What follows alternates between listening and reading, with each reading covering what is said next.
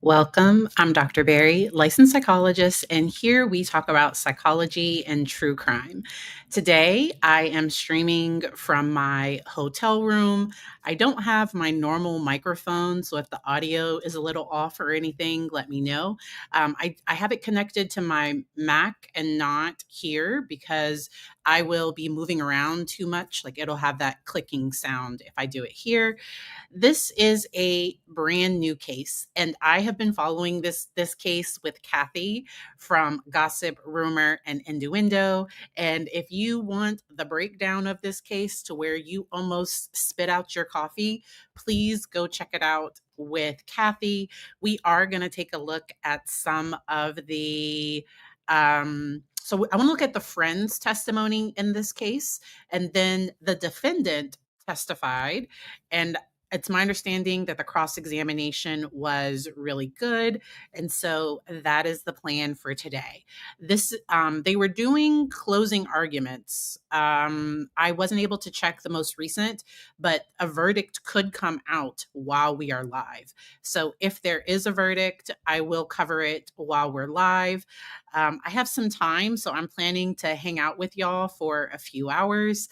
And if y'all have any questions about this case, please let me know. So, for a quick overview for anybody that knows nothing about this case comes out of Iowa. And back June 18th of 2021, Ryan Cooper, and I might say Katrina, but it's Karina. So I apologize if I've said Katrina, Karina, like even when I scheduled this, I said her name wrong. So it is Karina Cooper. Her husband, Ryan, was found deceased in a recliner, and his wife, and they say was standing on top of him. And y'all can let me know in the chat if they explained, like, because when I think of, I don't know if she was standing over him, or I don't know what that means, but this is how this has been reported. Their three children were in the home. This occurred in the middle of the night. The deputies found no weapon at the scene, but they did recover a 22 shell casing. And Karina supposedly had a history of when she got a little drunk or tipsy, she would talk about wanting to pew pew her husband in the face. And he was like, that's how he died. He was pew pewed in the face. The case went unsolved for nearly 3 years until she was arrested and charged with first degree capital M in February of 2024. 2 months later, her co-defendant, I think it's either Houston or Huston, because it's Huston Danker. Huston Danker was also arrested on a first degree capital M charge for acting in concert with Karina to unalive her husband, Ryan. Danker is currently scheduled to go to trial in August. And all of this comes from Court TV. Here is the booking photos for Karina and also for Houston. Y'all know me and names. I'm not so great with names. Okay. Yeah, like the whole she was standing over thing, that part confused me a little. She was lying on top of him. Like that's just weird to me. Like why? I don't understand this. This case is, and she testified. She testified, and the prosecution, it's my understanding that the prosecution did a really good job on cross examination. So we are definitely going to take a look at that. The first part of this that we're going to take a look at is a former friend, probably former, testified. So this is, let me get her name. I believe it's Kirsty Seda. She testified, and she's going to talk about that Karina was normally angry with her husband. Okay, so let's get in. And so this is a witness that was called by the prosecution. Ms. Shetta, at some point in 2024, did you meet with law enforcement regarding this case? Yes. Did they tell you why they wanted to meet with you? No. Was it generally to discuss the death of Ryan Cooper? Yes. Did you know Ryan and Karina? I muted myself, so I'm just gonna speed them up. This is a little slow for me. Y'all know me and my brain, so I'm gonna do 1.25 and see how that is. I can slow it back down if we need to slow it down later. Cooper well? Yes. How long have you known Ryan and Karina?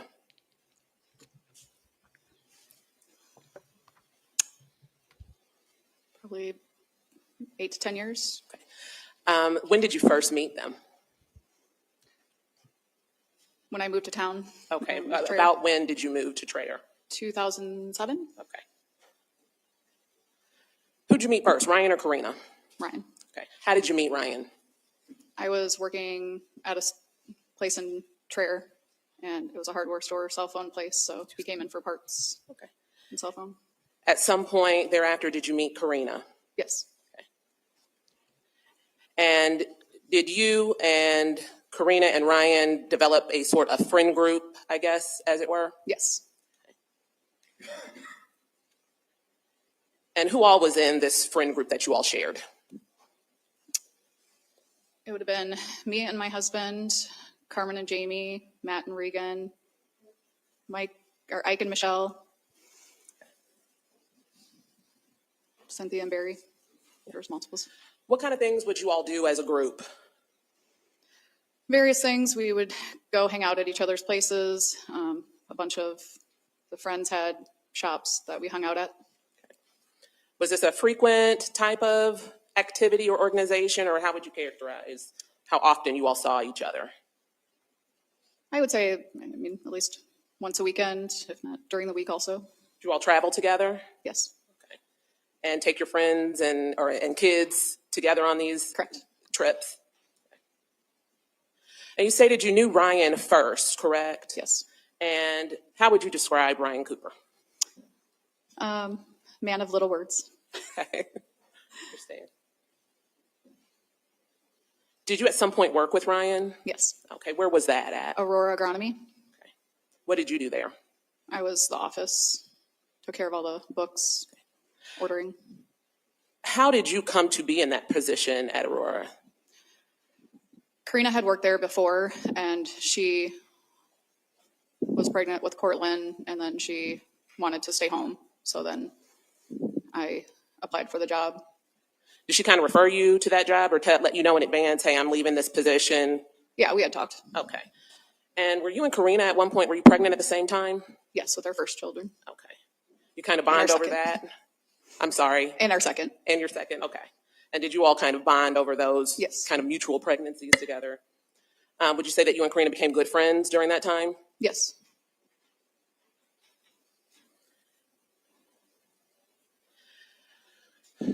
In this time that you knew Ryan and Karina together, what observations did you make about how Ryan would interact with Karina?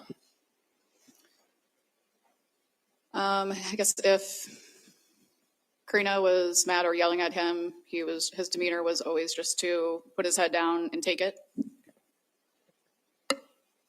How was he with his children? Good.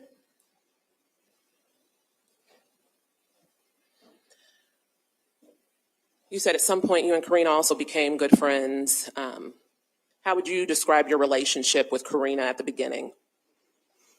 Yeah, we had just an interest of bonding because we both did hair, and we kind of just became friends through that and her starting to date Ryan. We would hang out as families together. We'd go on vacations together. We're just close with the whole Cooper family. At some point, did you actually help out in her shop, her hair shop? No, I'd never. Did your friend group have kind of a group Snapchat? Yes. Okay. And was there one group Snapchat or were there several groups? I forgot to mention that Snapchat came into this case because some planning happened over Snapchat. And Karina's going to try to say that she sent messages that somehow didn't get recovered because there were messages that she deleted. That's the allegation. There were messages that were not found on her phone, but were found during the forensic investigation. And so remember, Snapchat, while the messages disappear on people's phones, it's kept on a server. And it's kept on a server for a period of time. I don't know exactly what that period of time is, but those messages can be recovered. And so don't do crimes. don't don't do crimes. And remember that whatever you send, it is saved. Okay? All right. Several. Snapchats. At some point, would you say that there was a shift in your relationship with Karina or Karina's relationship with the whole kind of extended friend group? Yes. Can you pinpoint about when that occurred? Late fall of the year before Ryan was murdered. So the fall of 2020, would that be about Correct. the time? What were some of the changes that you noticed? Just pulling away from our friend group, not responding back to messages. We had heard. That might have been because she had an affair, but she's going to minimize the affair, and that's what people try to do. So Lori Cox, she tries to act like her and Chad didn't, like, they weren't intimate until after Tammy died, and I don't believe that for a second. I just don't believe it. But Karina's gonna try to say that her and Houston, that they were only together one time. And I don't find that credible. And when a defendant does testify, their credibility, the jury is going to, their credibility is on trial as well. As long as along with the credibility of the other witnesses too. But yeah. Some different things throughout town, and we just kind of started separating, I guess. I guess that's kind of where I was going. Did something specific, or can you identify something specific that may have triggered that shift in the friend dynamic? It would have been the rumors going around about her and Houston Having an affair. Before we get to that, I want to ask you a little bit about what you noticed between Karina and Ryan's dynamic. How would you describe Karina's behavior or towards Ryan? depending on a given day. Some days were okay, some days were not, and her demeanor towards him was anger. I also like the fact that this witness, she doesn't seem to be trying to embellish or to make things, like, she's just answering the questions. She's not adding any personal, because I'm sure her friend, like Ryan, died. And so I'm sure she has her own emotions about it. But she seems to just be factually answering the questions. And so she's describing Karina as angry. And I'm sure the prosecution is going to try to ask some more questions on that. Recall any examples when you say some days were okay and then some days were not okay? I mean, there was times where she would rant about him and talk about how, you know, he was always off working and doing all this stuff, and she would just get like angry about it. And at one of our conversations, she's like, we talked about, I'm going to paraphrase because I don't remember exactly her words, but it was like talking about if she would leave, she would try to take him for everything he had. Wow. Okay. Were some of these incidents in front of Ryan? Would he be around during some of these times that she would behave this way? I mean, when she was mad at him, she would, some of them were not. There was an instance where we were all hanging out and she would refer to him as, because we worked together, me and Ryan, she would refer to me as his work wife, and kind of belittle, I guess, Ryan, and be like, why don't you ask your work wife? Maybe she can do it better for you. Did you take that as kind of a dig? Yeah, correct. How would Ryan respond? Objection, Your Honor, hearsay. I mean, Sustained. okay. So he wasn't able to. Okay, that's fine. Throughout Ryan's, or when you and Karina were discussing things, did she ever express to you any resentment towards Ryan? Often. What were those resentments centered around? That Ryan got everything, or the farm got everything. Were they primarily financial? Yes.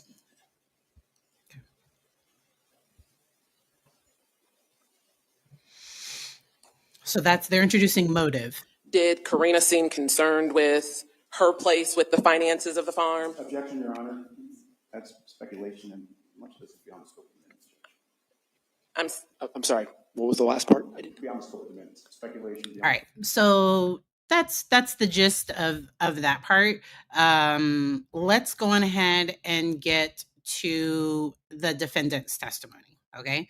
And when a defendant testifies, they get to tell their side of the story. And often the defense attorney wants them to come off, especially if it's a wife charged with their husband's death, they're going to want them to come across loving. They're going to want to make it seem like everything was okay in the relationship. And so we are going to play parts of that, but then we're going to play the cross-examination. All right. So this is the very beginning of where she's going to talk about how they met and their children and all of that. And there's a little bit of buzzing in the background. I'm not able to do anything about the buzzing. I'm going to start at normal speed, and then we'll see if we need to speed it up, okay? I want to hear the story about your relationship with Ryan, okay? When did you meet Ryan? I met Ryan in 2005.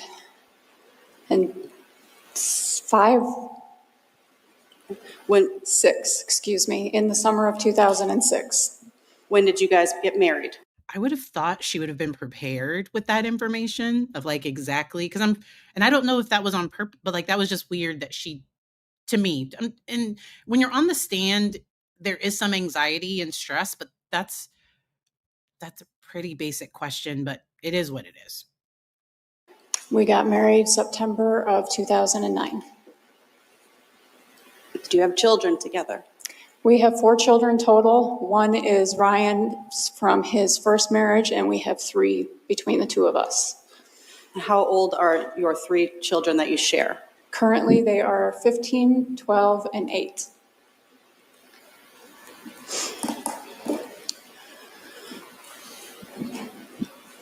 How would you characterize the nature of your relationship with Ryan in general? I guess, was it good? Was it bad? Generally speaking, I would call it good, normal. That would Ryan. We've seen some evidence that you guys had a few toys at the property. What did you guys have? It depended on the year, but both Ryan and I kind of went through phases where one year we'd say, oh, we want to go camping. And we did camping for quite a while. We bought a couple of different campers. Then he would go through a motorcycle phase, and he bought and rebuilt a motorcycle. And then we were golfing the next year. And so we recycled a lot of toys and a lot of hobbies. Okay. At the time, we had snowmobiles and a Ranger, which is like a sport utility vehicle, like a 4x4 type of thing. Okay. And so you had a shop already, right? Correct. And were you guys trying to build a second building? A second and third, technically. The farm, like people have spoken about, he worked for Cooper Farms. The farm was putting up a large machine shed on the property, and we ourselves were putting up a smaller machine shed of our own. And what was the purpose of that smaller machine shed? Ryan wanted to be able to pull semis into that building and work on them and clean them. He wanted an office. As he was taking on more responsibility with the farm, he was needing a little bit more of that space to do some. Michelle did the book work, but just to have an office space, kind of also I kind of overtook his first shop by him putting the barber shop in there, and then I started making soaps and candles, and I was kind of hogging in on his space. So it was kind of a joke that he said, okay, I'm going to build my own shop and get my own key for this one. Okay. So you said he was working for Cooper Farms. What would his normal work day, like just in terms of hours?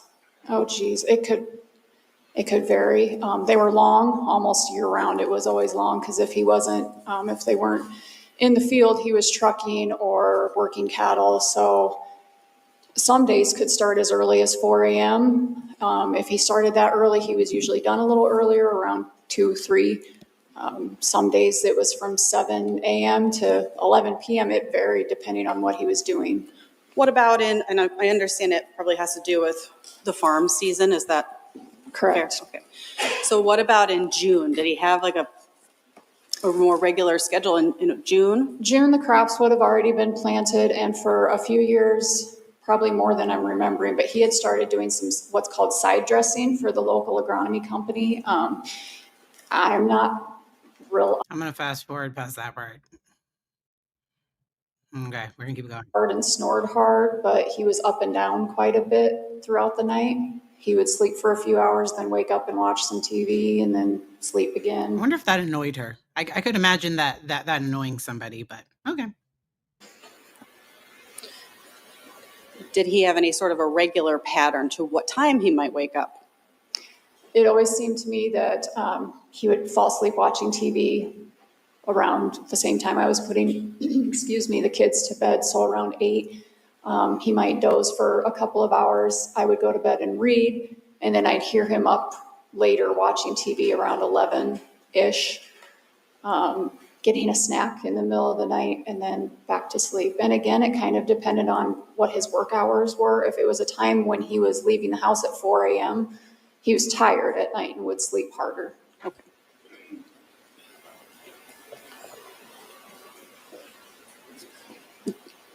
Tell me about this truck that he had. When did you guys get that truck? Which truck, semi-truck or pickup truck? The pickup truck. Well, there's a bit of a story behind that too, because he bought this dually pickup truck, a Ford F450. It was before the derecho, whatever year that was. Hey, Kathy. So I know about this case because of gossip, rumor, and innuendo. Please, her updates have been phenomenal. And this is how I was able to catch up on the case so fast, was because of her channel. Okay.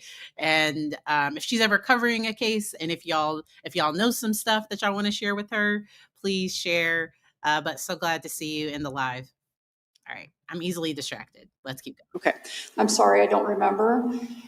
Let me just ask you, so did you get that truck with the insurance money from, how was it paid for? That's what I'm trying to ask. So, like I was saying, he bought the first one before the derecho. It was ruined in the shed that came down in the derecho.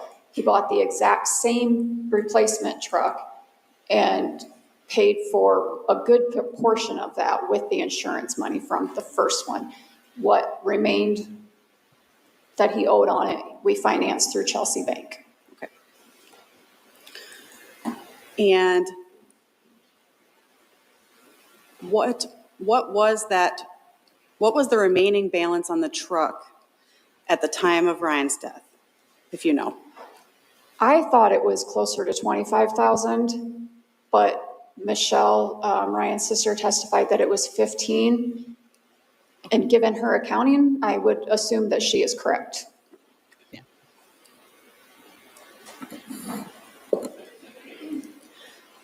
Tell me about you guys. I mean, obviously you have to earn a living. How is Ryan getting paid for his work? Y'all, I got to speed her up just a little bit, because right now we're just kind of chatting about stuff. So we're going to speed it up just a little bit. I'll slow it down if it gets too fast. With the farms? He was an hourly employee with the farm. And do you have some sort of a farm loan, or Yes. describe what that is? So although he was an employee of Cooper Farms, him and his brother Aaron bought, well, they didn't buy, the farm bought about, I think it's 200 acres of land for Ryan and Aaron to farm together.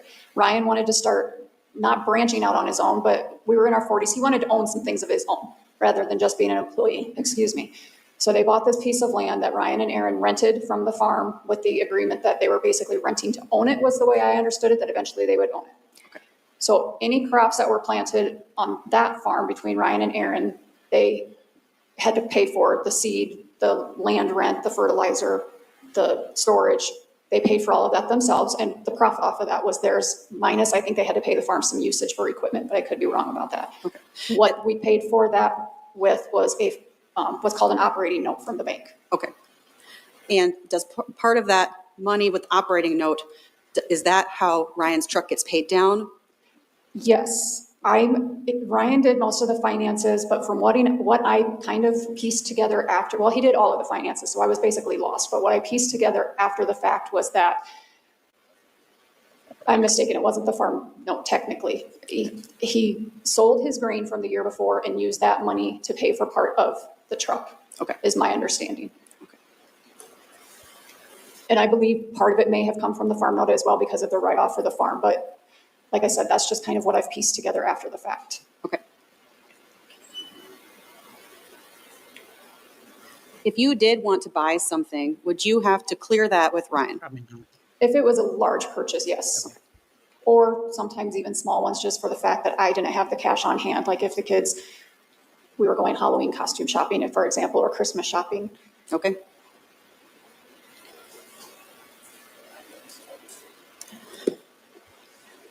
What was your source of income at this time? I owned a barbershop salon in the outbuilding at our house And we've seen some bank records. Did you overdraft a bunch? all the time. Okay, so sometimes I find things funny that aren't so like the way her attorney asked the question was kind of hilarious to me because I think the reason why he handled the money, it sounds like she wasn't great with money, and she would overdraft a lot. Okay, let's keep it going. Like I said, it was out of the house and I kept the kids at home with me when they were in school. And it was just, That doesn't mean you can overdraft an account. Is she explaining why she overdrafts the account? Okay. laziness or forgetfulness of taking a daily deposit into town to the bank. Did you have any credit card debt at this time? I didn't own a credit card. Ryan had one credit card that I guess you could say we shared.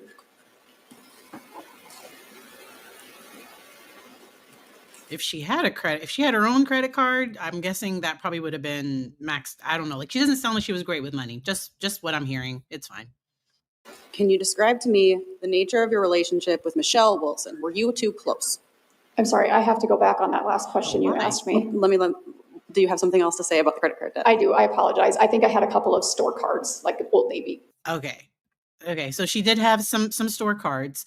And I don't know if she's just trying to be accurate, but I wonder if Karina's the one that really wanted to get up and tell her story. And I think she thinks she can convince the jury that she's innocent. Like, I think she wanted to get up there and do this. But okay, she's going to add that she had some store cards, which was smart because the prosecution probably would have been like, oh no, you did have some credit cards. And that would have went to her credibility. But okay. Because she's about to say that Michelle wasn't as close as Michelle said they were. Credit cards. I apologize. Okay. I just didn't want to leave that out. So then with Michelle Wilson, were you guys close? We got along well. We didn't see each other a whole lot. They've always lived further away. How about Aaron Cooper? How often did you guys spend time with Aaron and his family? Holidays, birthdays, occasionally we would just get together to have a few drinks, but given that him and Ryan worked together all the time, we didn't necessarily socialize a lot together, but we had a lot of the same friends, so it was occasional. When you received the life insurance money, did you pay down any debts? Several. Okay. What debt did you pay? First, I met with Brad Rund at Chelsea Bank regarding, I had some questions for him about the farm note. And while I was there, he told me that Ryan had a payment coming up on the dually pickup. And how that worked was I think it was only a once or twice a year payment that he had to make, so it was a larger one. But he told me that it was close to being paid off, as well as my vehicle being close to being paid off. So I started with those, which I again, thought his was more like 25,000, but it must have been 15. And I believe we owed about 8 on my car. Okay, so did you pay those? I paid those, And then were there any other debts that you paid? several. What else did you pay for? We had a $3,500 payment due to the lumberyard for some rafters for the shop that we were putting up. Those had already been delivered. I paid those off. My mind's going blank right now because I'm nervous. Okay, that's all right. There was several different, he had some credit card debt, not huge. Okay. We heard some talk that you opened 2 storefronts in town. Where did you first work after Ryan's passing? So after Ryan died, we basically lost our house, and that's where my barbershop was as well. So I rented a building space in town to put a barbershop in there. I spent some money bringing that up to date to work from, Okay. and that only lasted a couple of. So I haven't followed every detail of this case, but wow. So she had a boyfriend, and she texted him go, and then I think within an hour, Ryan was pew-pewed in the face. She's gonna say she texted him go to sleep. That's what she's gonna say she texted him.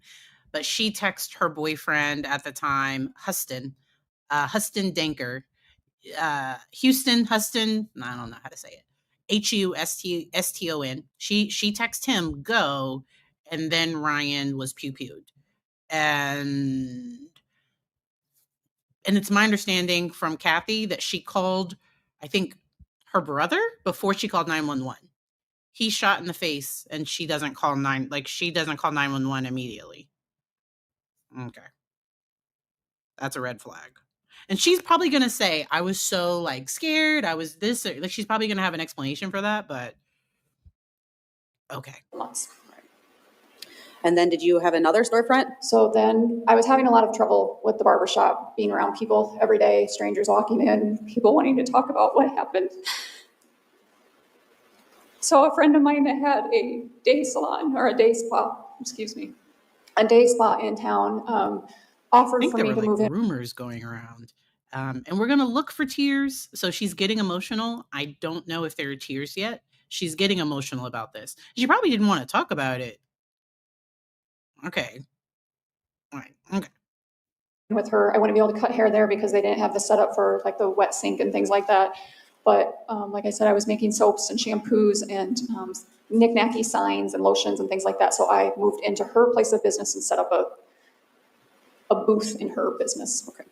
So that place would not have been you didn't own that then? No, and that's where I spent a fairly decent amount of money too, was paying half the rent on that space and rent on a house in town. At the time that you and Ryan were together, what kind of vehicle were you driving? I was driving a Lincoln Navigator that was about 7 years old.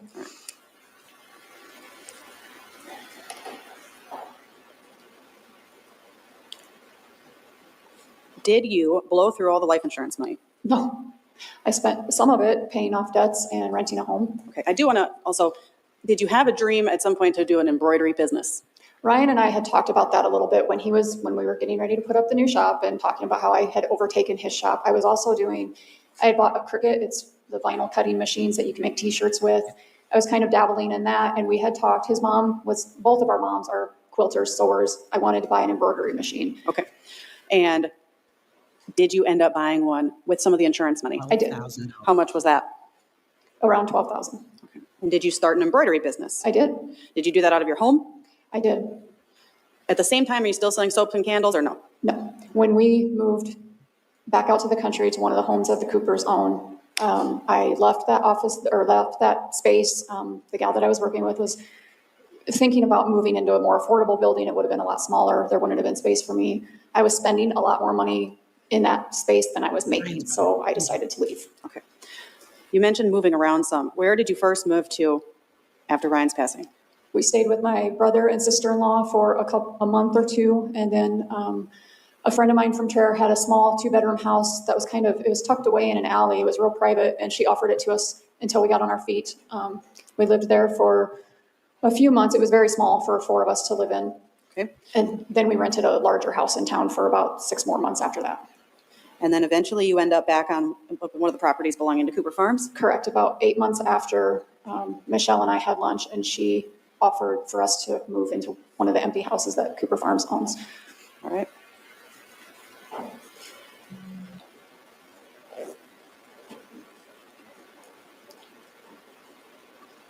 Oh. May I approach, Your Honor? You may. You don't need to ask again.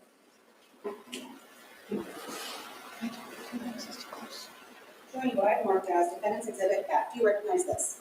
I do. Can you tell me generally what is it? It is a summary from Envision Wealth, which is a investment company. Does it tell us how much money you got left? Please don't say it. It does.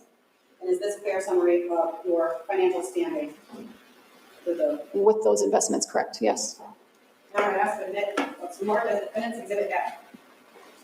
Any objection? No objection. Exhibit F is admitted. Permission to publish. You may. Is this on your side? All right. It's their cable. Okay. Okay, so I'm going to fast forward because I think she's going to talk about investing the money for the children. Like that's what she's going to say. All right, going to fast forward a little bit. After Ryan's passing, I mean, how much are you earning each, like in 2022, how much money did you earn from your businesses? From my businesses, none. Okay, so you lost money. I did, And you still had 3 children to care for. yes, They cost money. they do.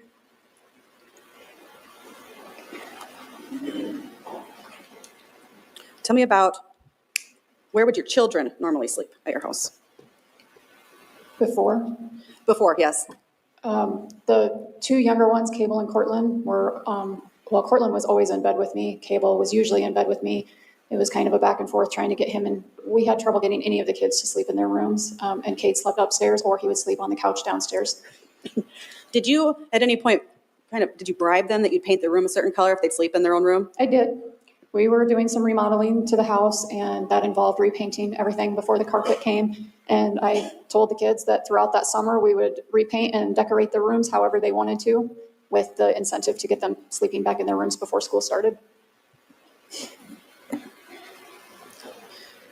And we've heard some testimony that there's lots of pictures on your phone of your children. Yeah. All right. My Like- children and hair. Okay. You like to post a lot of pictures of you and your children. Yes. All right. You love your children. Yes.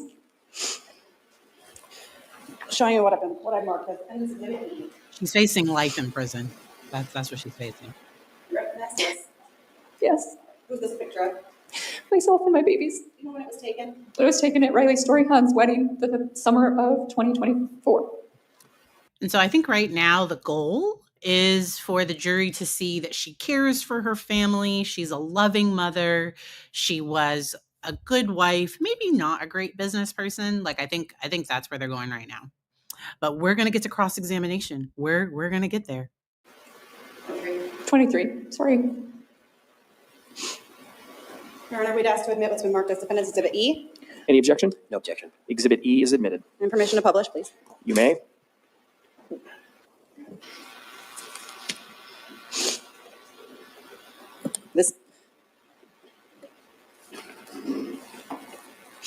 So can you just tell us who the 3 children are here? On the left is my daughter, Cortland. Right next to me is my son, Cade. And on the right is my other son, Cable. I know it's just your opinion, but were you a good mother? I think a good mother thinks that she's a horrible mother. So yeah, I think I was a pretty good mom because I felt like I was screwing up all the time. All right, we can take that down.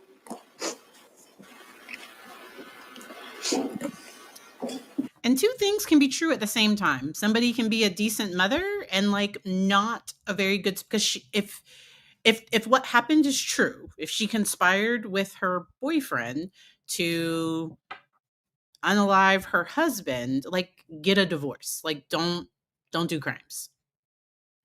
And so if it's true, if that's what happened, okay. It's gonna be up to the jury. We'll see. You and Ryan, did you guys have a lot of friends? Yeah, we did. Can you just list off I understand there's a pretty big friend group. Can you just list off the names, unless there's like 50, can you list off the names of your closest friends that you and Ryan shared? To clarify, we had several friends, and we also had like different genres of friends that we hung out with, you know, depending on what we were doing. But some of our closest friends would have been Chris and Ashton Wilson, Bryant and Ashley Cheezick, Jamie and Carmen Earhart. So we're going to skip ahead about 34 minutes. I have a link to the full testimony down below if you would like to listen to the whole thing without my interruptions. All right. And so she does a hunting safety course. I believe she's going to like cheat on the hunting safety course, which isn't a good thing, but okay, we're going to keep it going. To take his hunter safety course at that time. Ryan took the boys hunting, and I wanted to get my safety course as well so I could go with them. Or if Ryan was working, I could go sit with the boys while they hunted. Can you tell us, I mean, were you aware that some of this was being done on a private browser? Not particularly. I don't really know how all of that works, but Not, ooh, because I guess some of the records, some of the searches she did was on a private browser. Okay, but she's gonna say not particularly. She doesn't exactly know what that means. Okay, we're gonna feign, and I don't know if she knows or not. Okay, but it comes off a little suspicious to me. it's very possible. And I took screenshots of several of the slides, I guess you would say, because at the end of each chapter there was a test, and I took those screenshots to kind of help me cheat on the test because I wasn't doing very well. Have you shot a rifle? I have. It's been 25 years ago, but I have. Because you told the police that you'd never even shot a gun. Yes. That was not true. That was not true, and the only thing I can say is in my head I was thinking of handguns at the time. I have not shot a handgun. I have shot 2 long arm rifles in my lifetime. Many years ago. Many years ago, before I met my husband. I have been around guns. I don't deny that. So it is possible. So, okay, over on Instagram, I'll sometimes accidentally switch to where like messages in Messenger on DMs on Instagram, I'll sometimes accidentally get to where the messages disappear, and then I have to figure out how to undo that. So, okay, Shelby's helping. It is possible. So maybe she did accidentally get on that other. Okay, I don't know.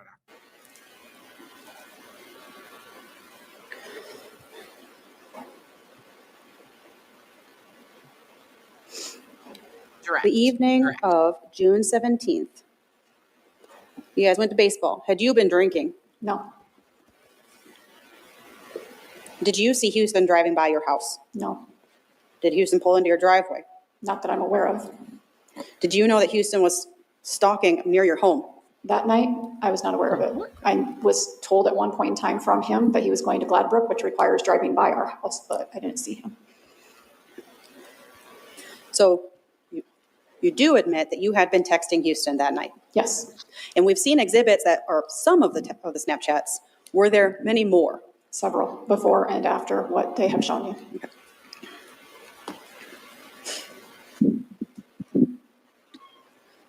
So I agree with Kathy. I think the jury is going to look back at the messages that were able to be recovered. They probably will. I don't believe her that she texted him, go to sleep. I personally don't believe that. Like she said, go and then to and then sleep. If that's hard for me to believe. And that's just my opinion, my thoughts, my general thoughts as a person. I don't know if it's true, if it's false, but it doesn't make sense. And when it doesn't make sense, it's normally not true. Like that's just especially if you don't have a pattern of doing that with somebody, but on the night that your husband dies and you text him go and all of a sudden to sleep is missing. Okay. I want to talk about the relationship with Huston. How did you meet him?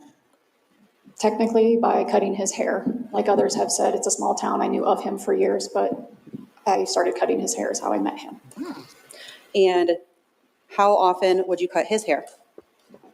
It varied. At first, I would call it on a regular schedule of maybe once a month. And then there became a time that he started getting his haircut every 10 days, which was, in his words, following the footsteps of Brock Wilson, who he worked with at the time at Liquid Grow. They got their haircut every 10 days, so it never looked like you got. And was this, because that's where I'm wondering, like Kathy too, when he's coming for these haircuts, is there more happening besides a haircut? I don't know. She's going to say no. She's going to say nothing more than a haircut. But okay. Got a haircut. Okay. And how do we go from cutting his hair to Snapchat buddies? Flirting a little bit when cutting his hair, talking about he was having a lot of problems with his girlfriend or ex-girlfriend, the mother of his child at the time. He only. And it's my understanding he's younger. So she is currently 48. Let me see how old he currently is, because I thought he might have been 22. Huston Danker, let's see. How old is he currently? I'm not sure. But he was in his, it's my understanding he was in his early 20s, and she was not. Exactly. I'm with Kathy. Just a haircut? I don't know.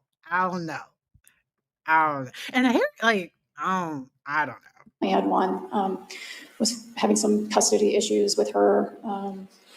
He confided in me a lot about that, and I guess it kind of originated with me feeling like not a big sister, but an older person to him that has some experience in marriage and children, and just giving him advice and encouragement. And I felt kind of bad for him. He was young and had children, and other people his age didn't, and we became friendly first. Okay. So, I mean, you raise a good point, because he's much younger. So how do we get to Snapchatting Huston, what we've seen?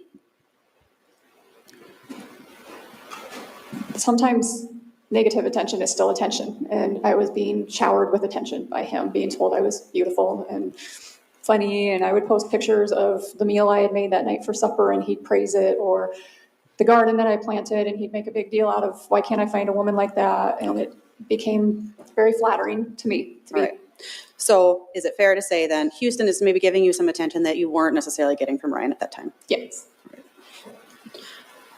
Did you? It also sounds like she was being mean to her husband too. Like her friends are saying, like, she's bad mouthing her husband, and okay.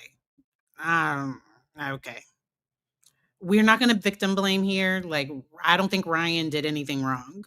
Ryan, like, she should have just left Ryan and run into the sunset with Huston, if that's Huston, just run off with him if that's what she wanted to do. But they didn't have to take out Ryan. Was your relationship with Huston, was it primarily online then? Yes, 99% online. Yes, I cut his hair, but that ended at one point, and the online relationship continued. When did you stop cutting his hair? In February of 2021. Even when I was still cutting his hair, it's odd, because when I would cut his hair, we would talk about the same things that I would talk about with any other customers, family, work. It wasn't lewd. It wasn't flirtatious. That was when we Snapchatted it. So this is a good point. I never understand why some people choose this path instead of just breaking up. And I wonder if sometimes if they just see the other person as an obstacle, because she would have to share custody. Now, get divorced and co-parent. Does that make sense? Like, I'm not saying this is, but in thinking about why do some people go this route? Some people want the insurance money, because if she left him, he was the main source of income. She'd have to live off child support and maybe alimony. But if he could prove she was cheating, like, I would try to be like, I shouldn't have to pay her alimony. I don't know.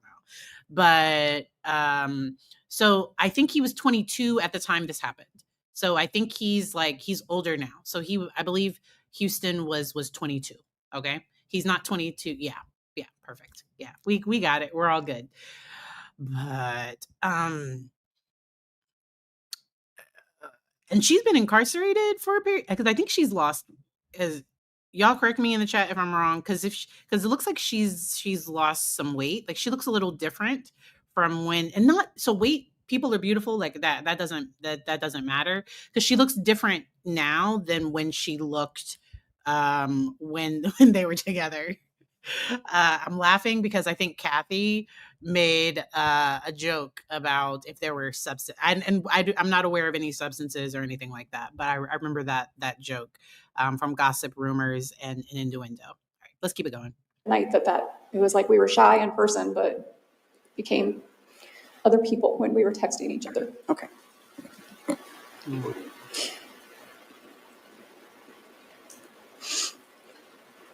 So if you stopped cutting his hair in February of 2021, did you ever have him, after you stopped cutting his hair, did you ever have him over to your house?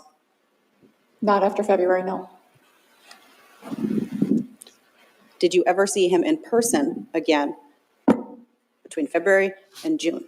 One time briefly in Waterloo, he had sent me a message asking if I could get him some beard wash. It's shampoo for the beard. And I agreed. And I had told him that I had a birthday present for his son as well to give him. And I was going to Waterloo, and I told him I would meet him outside of Shoe Carnival in Waterloo. And I dropped those items off to him, and that was it. And is that the last time that you would have seen him then, prior to Ryan's death? Yes.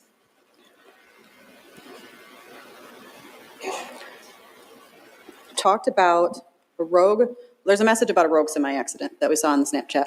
Did you want your husband dead? No. Why would you say that? So there are Snapchat messages where Karina would say that like she wanted him to die in a semi truck. So I'm paraphrasing that she wanted him to like get into an accident in a semi truck and die, and she would send these things when he was driving a semi truck. So okay, so that's what they're trying to explain away right now. Okay. Because I have a really sick sense of humor sometimes, That's not inappropriate humor, and so that's passive aggressive AF. Okay, she's not gonna get away with that was just my dark sense of humor. Like you don't like that's sometimes people. It's passive aggressive when you say what you want to say, but you try to make it sound like it's a joke.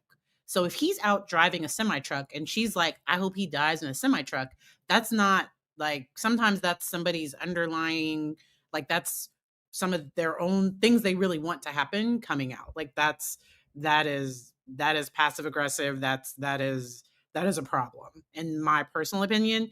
If she's harboring this animosity, this anger, all of this towards him, and that's based on what the prosecution has said, she's trying to present a very different picture. And so I'm like, okay. All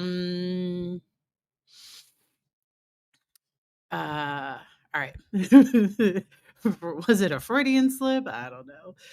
Okay, and somebody said she's reminding them of Jennifer Crumbly. So she's reminding me a little bit more of Ashley. Just the physical look reminds me of Ashley Benefield. Somebody else mentioned that in the chat earlier. I get how people could maybe see a little Jennifer Crumbly. I don't know. All right, let's keep it going. I was probably angry. There were times that we weren't getting along the greatest, and like people have said, especially when I drink, I have a sharp tongue sometimes. I can say nasty things. Why did she get emotional with that? That emotion that came up, we're going to rewind that back because that emotion, like she's talking about mean things. So is she maybe trying to feel bad for the things that she said when she was drunk? Was that what that was? Okay. Exactly. So I have a very dark sense of humor. Do you know what I mean? And yeah, that's it's just it's not funny to me. There were times that we weren't getting along the greatest, and like people have said, especially when I drink, I have a sharp tongue sometimes. I can say nasty things. Especially with the look over to the jury. I think there might have been conversations about divorce. Were you going to leave your husband? I didn't plan on it. No, I didn't want to break up our family, our relationship. So people asked, why didn't she just divorce him? Because she didn't want to break up her family. But so children that have to cope with the death of a parent. So divorce is easier for kids to cope with in general than the death of a parent. So I work with multiple children that have lost parents for various reasons. Some kiddos that were too young to have memories of that parent, which is really hard. Some kiddos that they lost a parent in their teens. No matter the age, that is something that they cope and deal with for the rest of their lives. I've worked with adults that have lost parents in childhood. I've never worked with anybody that's lost a parent at the hand of another parent. I've never worked a case like that. I have worked cases where somebody died as the result of violence, but it wasn't a family member. And I've worked with people that they've died as a result of substances or mental health, severe depression. I've worked with cases like that. But like she's over here like I didn't want to break up the family, but okay. I'm gonna rewind that a little bit so we can hear it all together. I think there might have been conversations about divorce. Were you going to leave your husband? I didn't plan on it. No, I didn't want to break up our family.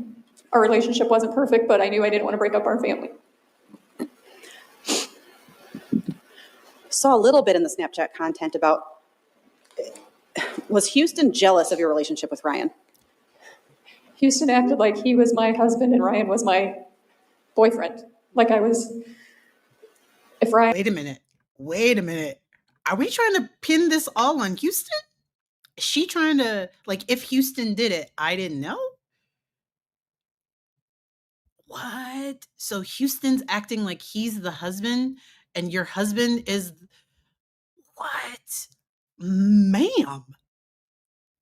I am over here. Oh, thank you. So I'm speaking tomorrow. So I have a speaking engagement. I'm going to take down my hair. So this hair is going to be glorious tomorrow. And I'll probably post a picture I'm definitely going to post it to my Instagram and to probably TikTok. But I'll post something to the community tab here too. But thank you so much. Y'all. And it's going to be up to the jury. This is the way I'm leaning, but this is not making any sense to me. It's just not. And she's over here trying to blame Huston and like so it's not like when this happened, she immediately called 911 and she was standing over him. I still can't get over the fact that she was standing over him. Thank you so much, Lisa. So I am talking about social media and mental health tomorrow. Super excited for that. And we're also going to talk a little bit about AI and mental health. And so I'm really excited to do that tomorrow. It's for students that are interested in a career field in mental health. And so I'm super excited for that tomorrow. All right, let's keep it going. If Ryan and I were together, he acted like I was sneaking around with my husband and cheating on him somehow. She's trying to make him sound jealous. Did Huston talk about killing Ryan? Several times. Did you ever take him seriously? No, I thought he was full of crap. He liked to brag about how he knew powerful people and his dad knew dangerous people, and he insinuated that he had been involved in some other crimes. But we're not seeing any of these red flags. None of them. Oh, so it's okay to believe her right now. Does that make sense? So it is okay. Even Kathy said that she watched this part and she was like, okay, I could see that. But then we're going to get to the cross-examination. Okay. So when a defendant testifies, the prosecution gets to cross-examine them. So we're going to get to that in about, is that like 15 minutes, maybe 20 minutes. You didn't believe him? No, he's got quite a reputation around town with women and telling tall tales. Reputation with women? Reputation with women? If we had the other Snapchat content, would it show these things about Huston going off about Ryan? Yes, several threats. What But would what would your How reaction? convenient that we can't see those. I don't, if those exist, I would think they would have been recovered. I would think.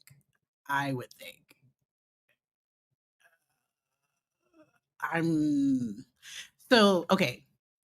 So my thinking, okay, and I don't know that this is true. Okay. So my thinking is, did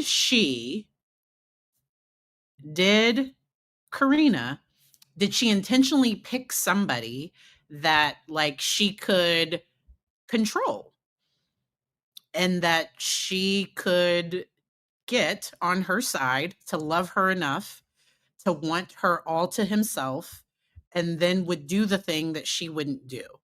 But like, don't do crimes. Don't do crimes. But like, I don't know that she didn't know that he had this plot or plan at all. I don't know that I believe that. But I'm not on the jury. I don't, and we're just talking. Reaction be when he's making these threats? How did you handle it? laughed it off, used sarcasm, sometimes replied inappropriately, like when he would say, he said one time, "Don't use your husband's truck in the morning, there's gonna be a bomb planted under it." And I replied, "Gee, thanks for the heads up." Okay. So does that mean, though, do those messages mean that you, or did you want your husband dead? No,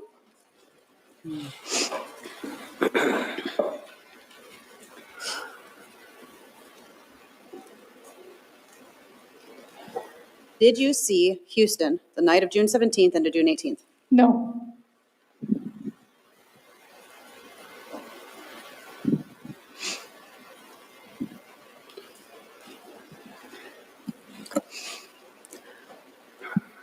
I guess we do have these Snapchats about shell casings. What's going on? again, it's not the first time that that had been talked about. I didn't take him seriously. He had made a comment before about walking into the shop. When Ryan was there, I was gone with the kids at the swimming pool. And he had made a comment, and he said, "If you get home and find your husband dead, make sure you pick up those shells for me." And I had asked him, what in the world, like, LOL, what does that mean? And he said, "Well, according to CSI, that's how they always catch the killer." So I took it as a joke. Okay. So it had been referenced before. It was 3:30 in the morning, like you said, and I said there were several messages before that he was very aggressive towards me that night and upset and angry.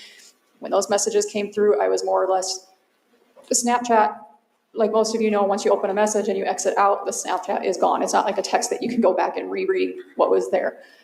I halfway read messages, didn't always read them thoroughly, I wasn't paying attention, plain and simple. And your belief, when you said go, did you believe that you said more?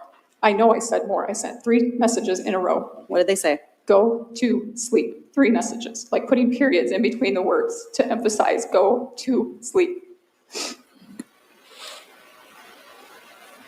I don't know. So during the night then, I want to get to the part. So let's talk about her affect and her emotional expression. And when somebody is on the stand, they are going to try to manage their emotions as much as possible. I think a defendant will also want to come across sympathetic to the jury. I think she also has the goal of coming off as a grieving wife, a grieving mother that's lost the father of her children, I think that's what she's trying to do. The emotion seems shallow to me, and what I mean by that, she goes in and out of this emotion quickly, very, very quickly. Okay. And with going in and out quickly, so like she'll be really upset and then she's fine, and then she's upset and then she's fine, and then she's upset and she's fine. And I still haven't seen tears. I could be wrong. I'm not there. I can't see. And a person can be upset and not cry. That can happen. And this was where I was going. So Amber Heard was more dramatic with hers. She was able to, because she's also an actress, but she also has some histrionic personality features, according to the amazing Dr. Curry. And so I think Amber Heard did kind of a better performance, but like, I don't know that better would be good. This, I'm not believing it, but some people might, and that's okay. Some people might be believing it, and it's fine. It's fine. All right, let's keep it going. What wakes you up? Crashing noise. Did your kids wake up at the crashing noise? No, Did your kids wake up at any gunshots? no. So you heard a crashing noise. What do you do? I got out of bed and I stumbled on the dog at the end of the bed and I walked out of the bedroom. I walked into the bathroom because that's what I thought it was our shower caddy had fallen. It had fallen earlier in the week. All right. Where did you go next? I went to the kitchen next and looked out the window that is over the sink, which overlooks basically our driveway and front yard. Did you see anybody out there? I did not. What did you do next? Then I went and walked into the living room on the other side of the house to turn on, well, in all honesty, to yell at Ryan for not waking up with me, because my thought was, why isn't he up? So that part came across a little believable.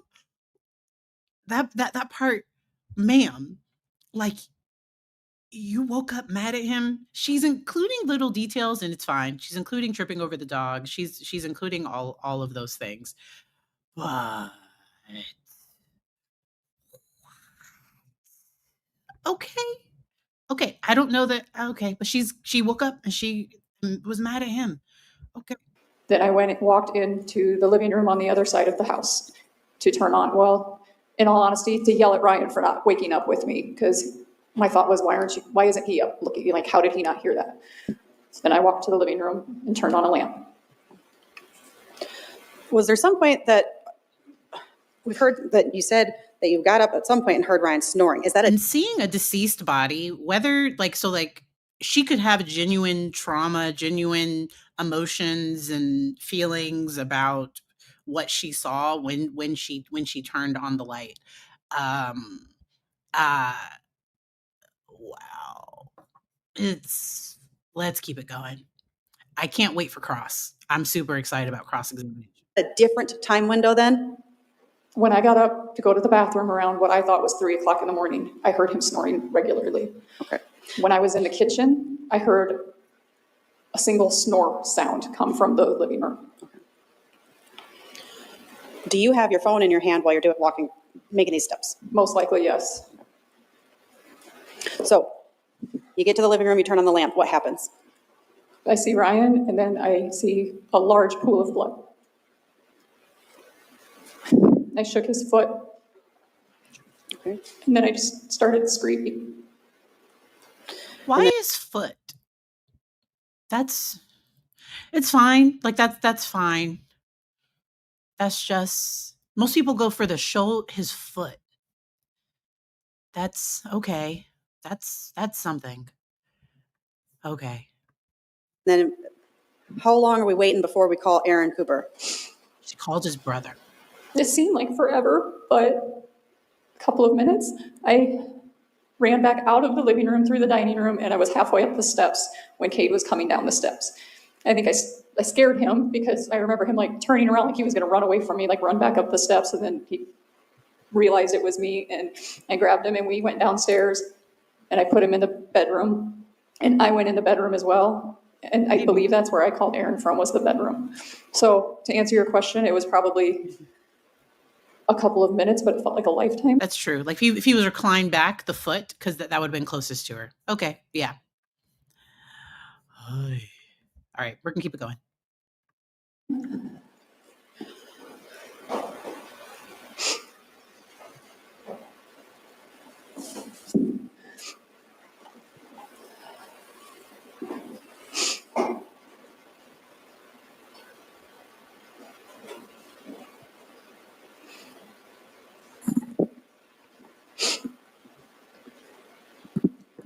I want to ask you about State's Exhibit 313. Is this is this correct? I don't know what it is. I wish my bathroom was that big. No, it's not. Okay.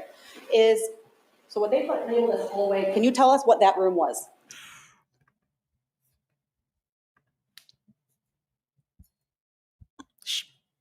I wish my bathroom was that big. She comes off, and that's fine. I think her personality like she seems like she's like a controversial, like I don't know. Like I could see her personality style and I don't know her. I don't know if this is true, but based on just how people have described her, like she just comes off angry and a bit like adversarial. Like she just does.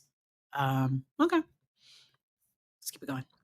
So what they labeled as hallway is actually a dining room that I used as a sewing room because we called it the wasted room. It was just a room in the center of the house. Okay. And so is the sewing room, dining room, is it bigger than this? Yes, much. I mean, if we're going to talk about a scale like this, so it would be taking up some of the space that this has labeled as. Over half of it. And when we saw, I think we saw Detective Fangman's body cam, we can see him go through these rooms. Yes.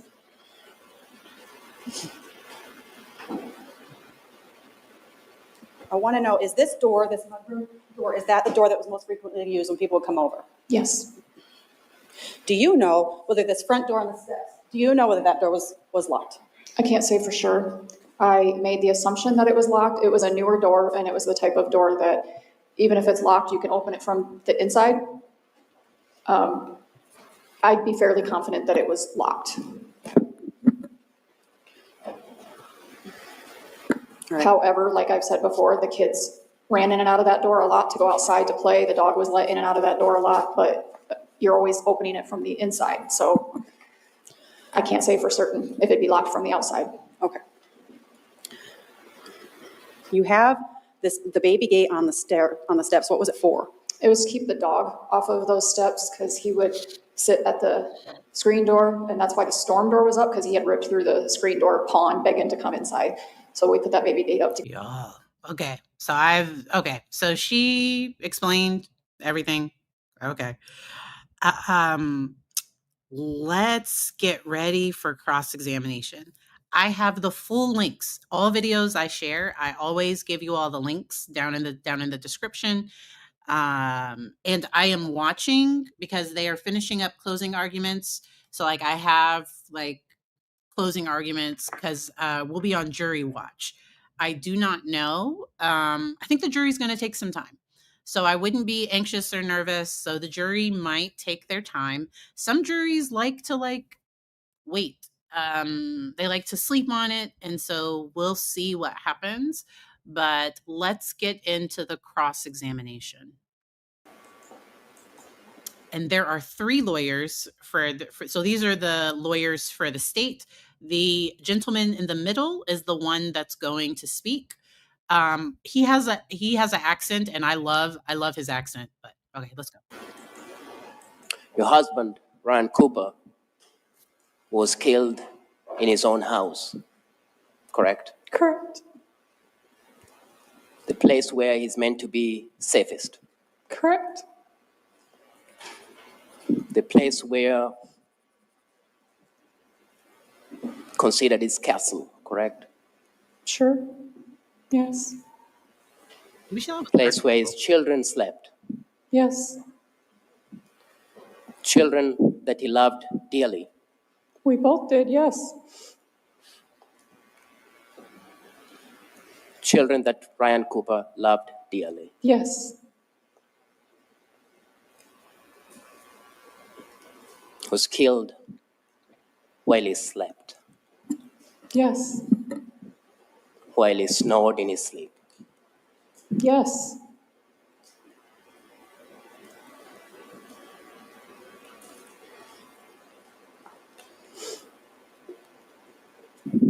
And we are listening to this on normal. So we're on normal speed. Okay. We're going to keep it going. We're going to keep it right here. You state you loved Ryan Cooper. Yes. You loved him Yes. very much. Yes. It's like 3 different tones. Yes.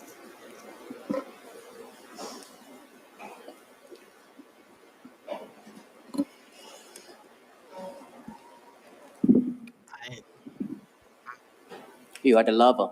You had a lover. That's what you call him. Yes. What do you call him?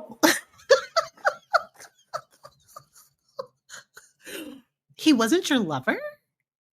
Ma'am, we can't give it to this.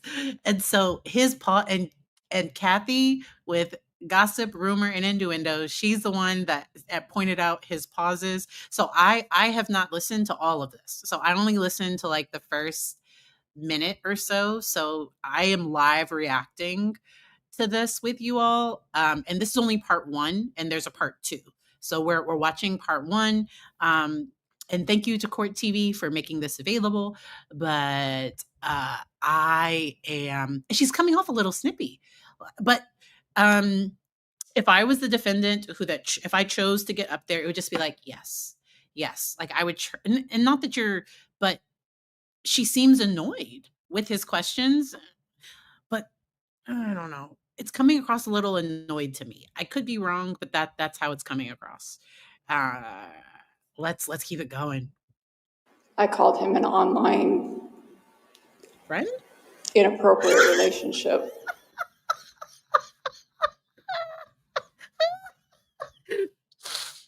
An online lover or online inappropriate relationship? So, okay. Y'all know I have a dark sense of humor, okay? So that's okay?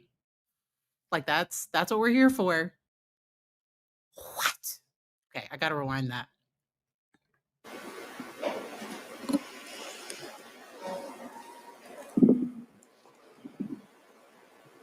You are the lover. That's what you call him, yes. What do you call him? I called him an online inappropriate relationship. When I hear lover, I assume sexual partners. It's Oh. just the way I perceive it. Did you have sex with him?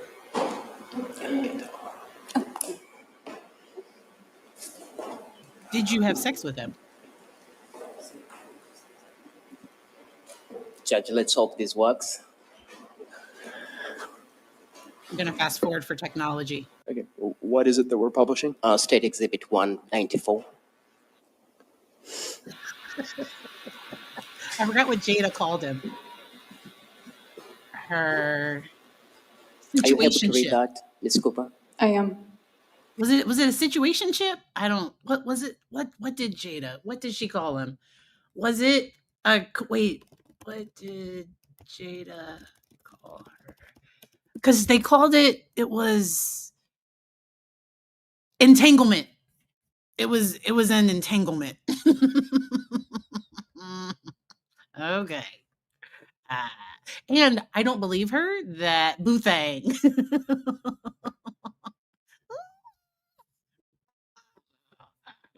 So he's about to publish something. So let's go. You have a screen next to you. Okay.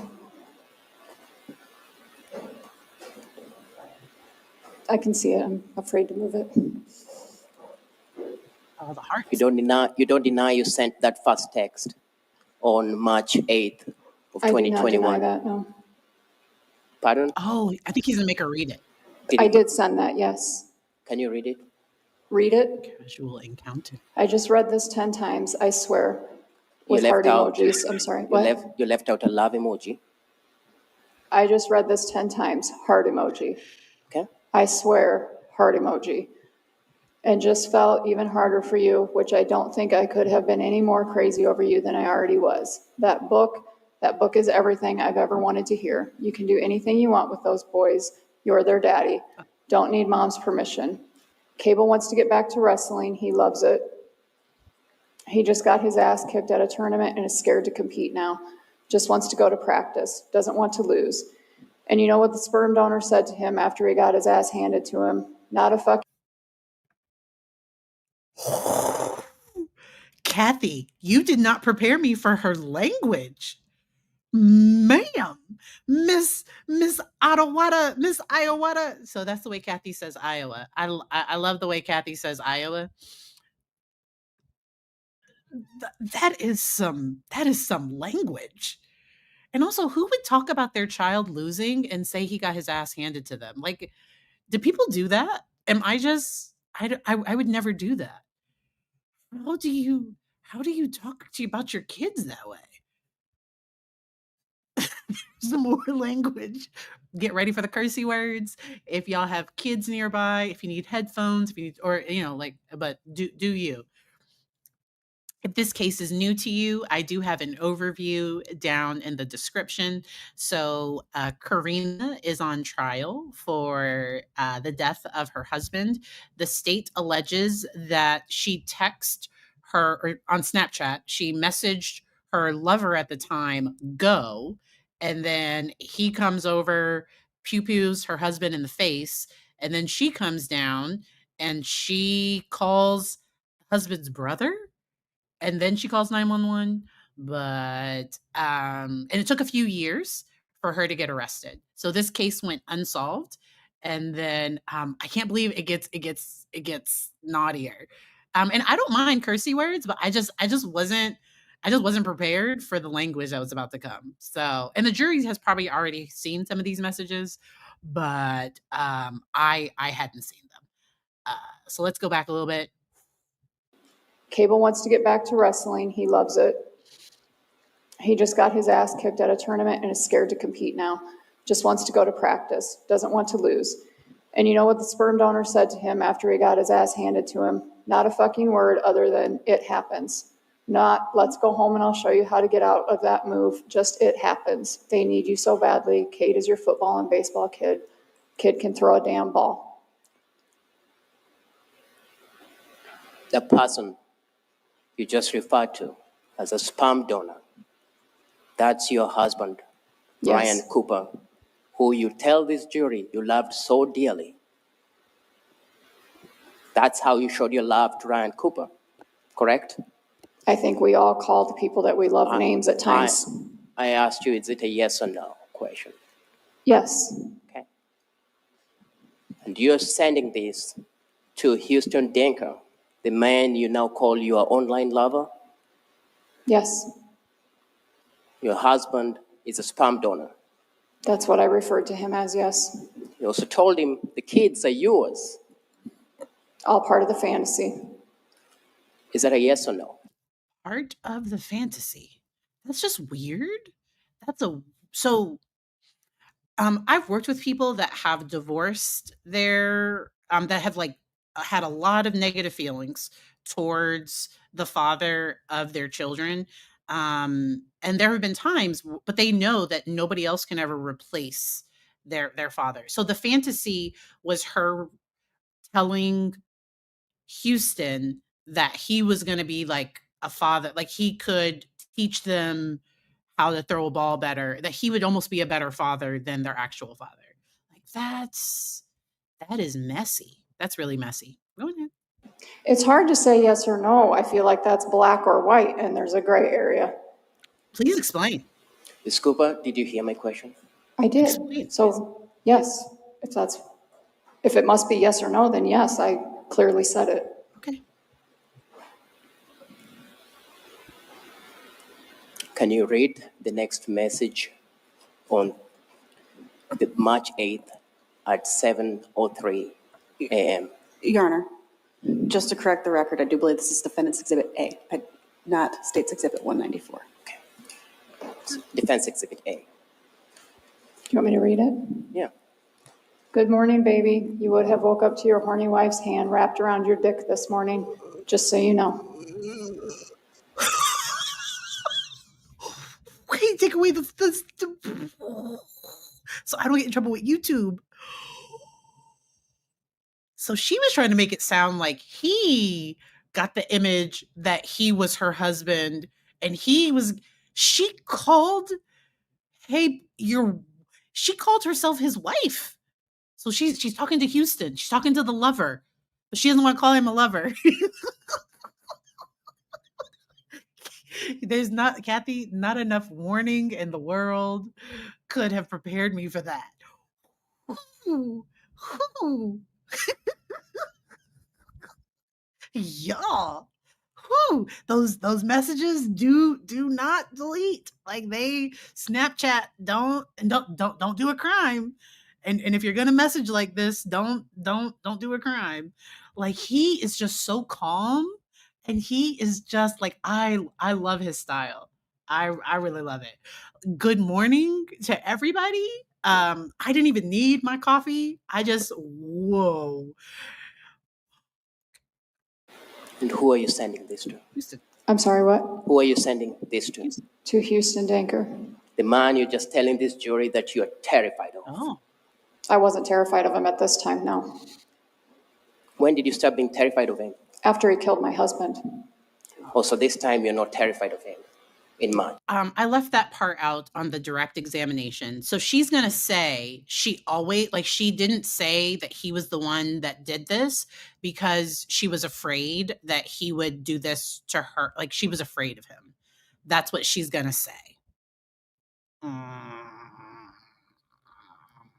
Okay. Okay. That's what she's going to say. We're going to keep it going. No. And so Huston Danker would have woken up to your Hand. your hand, your honey hands around his dick, correct? That's what I wrote. That's what you wrote to him. Correct. You are the one who initiates that conversation. What's that? You're the one who sends that conversation. Yes.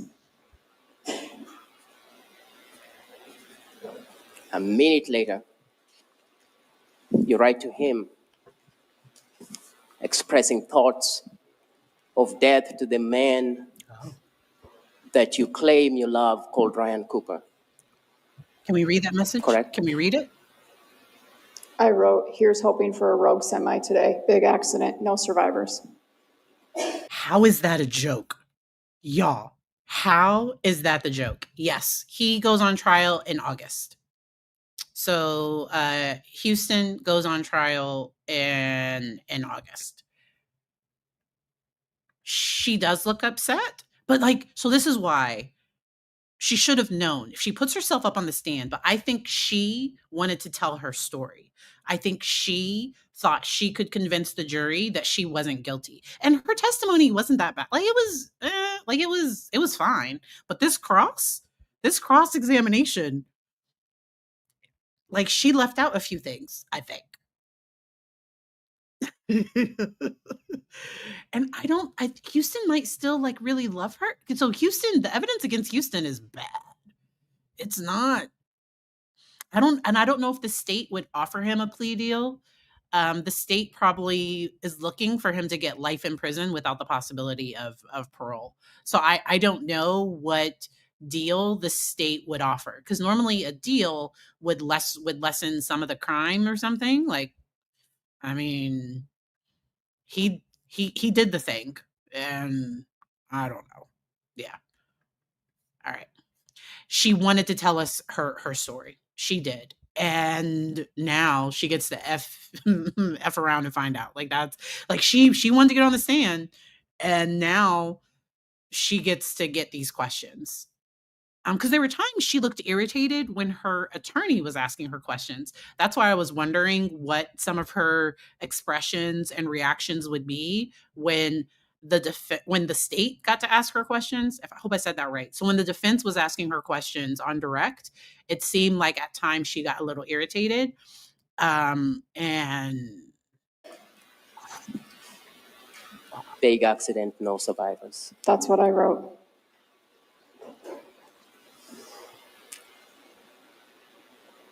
Your mind, and you should say your mind is pretty dark and twisted, correct? is that what she said?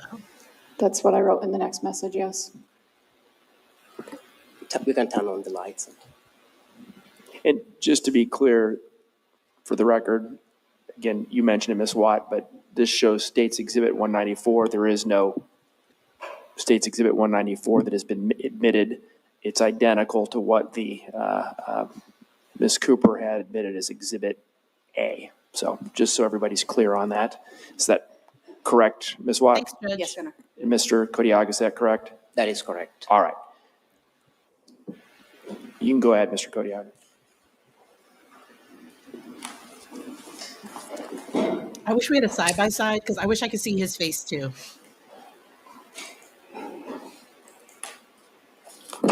On the same day that your mind is pretty fucking dark and twisted. You're right to Huston Danker. Objection, Your Honor, asked and answered. I'm still asking the question. He didn't finish his question. I'm not sure the question isn't finished, so go ahead. On that same day, when your mind is pretty fucking dark and twisted, you write to Huston Danker and you say, oh, I don't want to wait another summer. That's what she said. Correct? Yes. So she said, I don't want to wait another summer. Now, I would think that would mean she didn't want to wait another summer to like do this. I don't know. Like, what do y'all think that means? I don't want to wait another summer. To me, that would mean like she wants something to happen soon.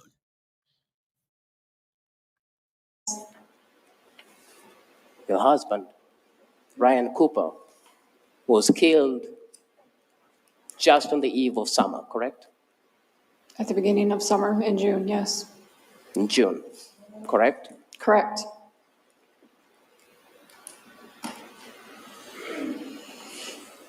And the same message, 10 o'clock, that same morning, where you want him dead by a rogue semi-accident. No survivors. You write to him, to Huston Danker, and you're talking about the blinds blowing, making the sheets chilly, and dreaming of sleeping and enjoying the lightning and the nights with Huston Danker. Correct? That's in the message, yes.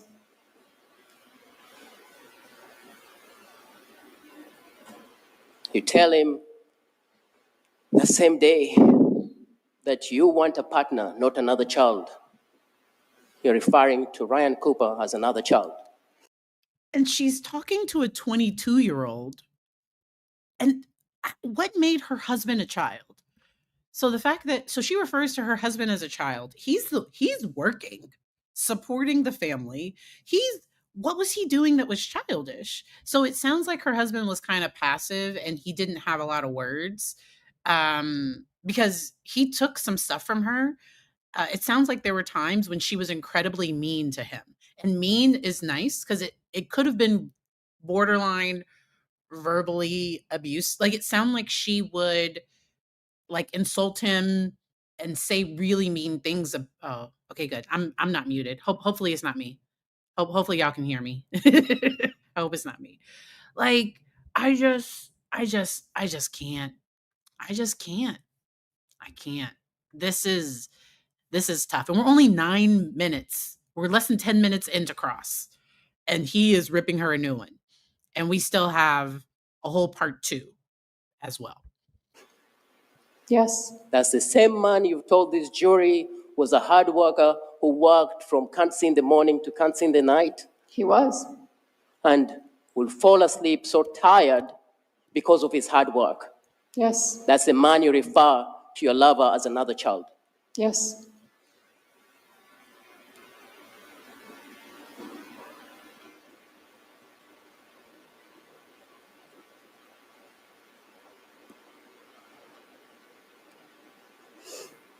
On the 12th of March, you write to Huston Danker that you might be pregnant this time next year, and you send 3 heart emojis. And he responds by saying, "Would love you to be pregnant next year for him." Correct? That's what's written. That's what you wrote. Yes. But the way she said that's what's written made it sound like that's not what she meant. Because she's trying to portray that she didn't want to break up her family. Like that's what she's trying to portray. And Afton, so Kathy's video this morning, I'm so glad I waited because I would have choked on my coffee if I had watched. And so this is Kathy. If y'all hear us talking about Kathy or gossip, rumor, and innuendo, and the way that she covers cases, so she just talks like she has her notes. She talks to us. She gives us the info. She gives us the tea. She lets us know what's going on. and I absolutely love it. And so, all right, let's keep it going. You yourself wrote those words, correct?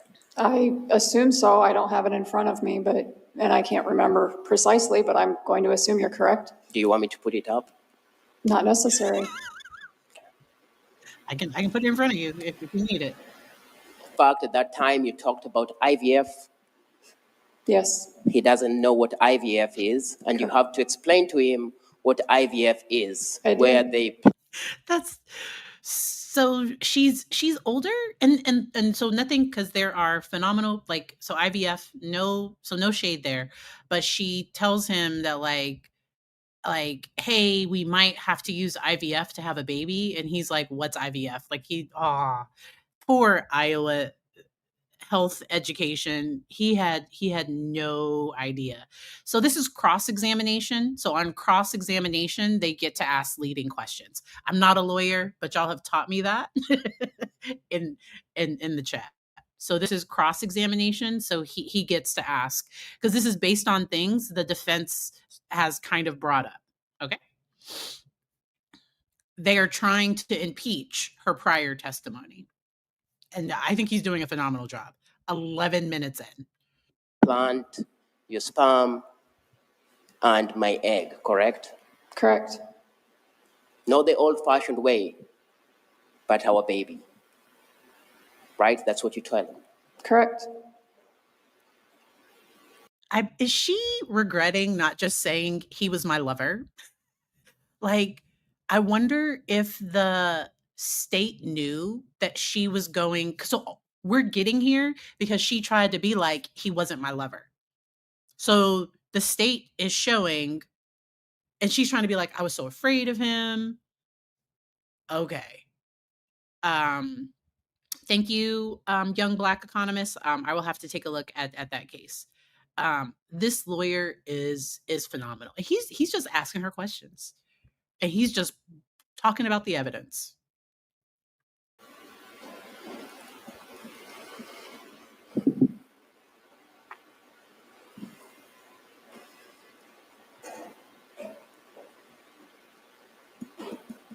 Your husband, Ryan Cooper, had life insurance where you were the sole beneficiary, correct? Yes, we both had policies. I asked you just about Ryan Cooper. You are the beneficiary if Ryan Cooper were to drop dead. Yes. You would stand to earn a substantial amount of money, correct? Yes. Over $500,000, correct? Correct.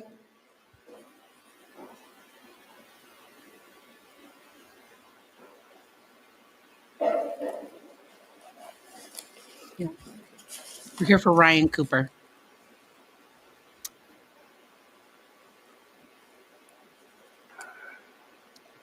He's doing a phenomenal job. They were clearly lovers. I don't know. More than one occasion, you told Ryan Cooper that you hated him. Her husband. Yeah. Yes. In front of friends, you told Ryan Cooper that you'd shoot him in the face. I deny ever saying She that. said it twice. The friends say she said it twice. Was that when you're Karen, when you said I'd shoot you in the face? So I skipped that part of her testimony. So she says she turns into a Karen when she drinks. I apologize, Kathy, to your sister Karen, but she says that but to me, a Karen, why are you over here threatening to pew pew people in the face when you drink? Like, you should not have alcohol if that's what you do when you drink. If you get mean and belligerent, please stay sober. Like, that's a problem, but that's a whole other conversation. Never said that. Karen did? Karen did not say it either. It was not said.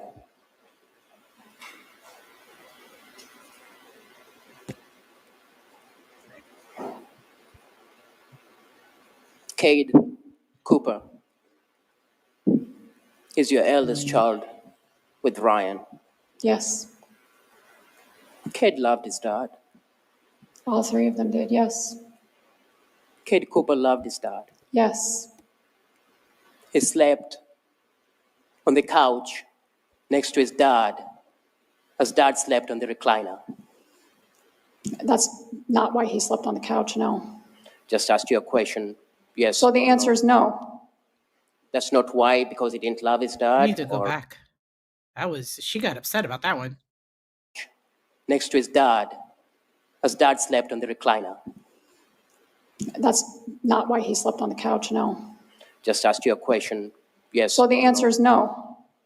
That's not why, because he didn't love his dad? Or slept on the couch because he didn't love his dad? Well, which question is it? Why did he sleep on the couch? So I don't think she was listening.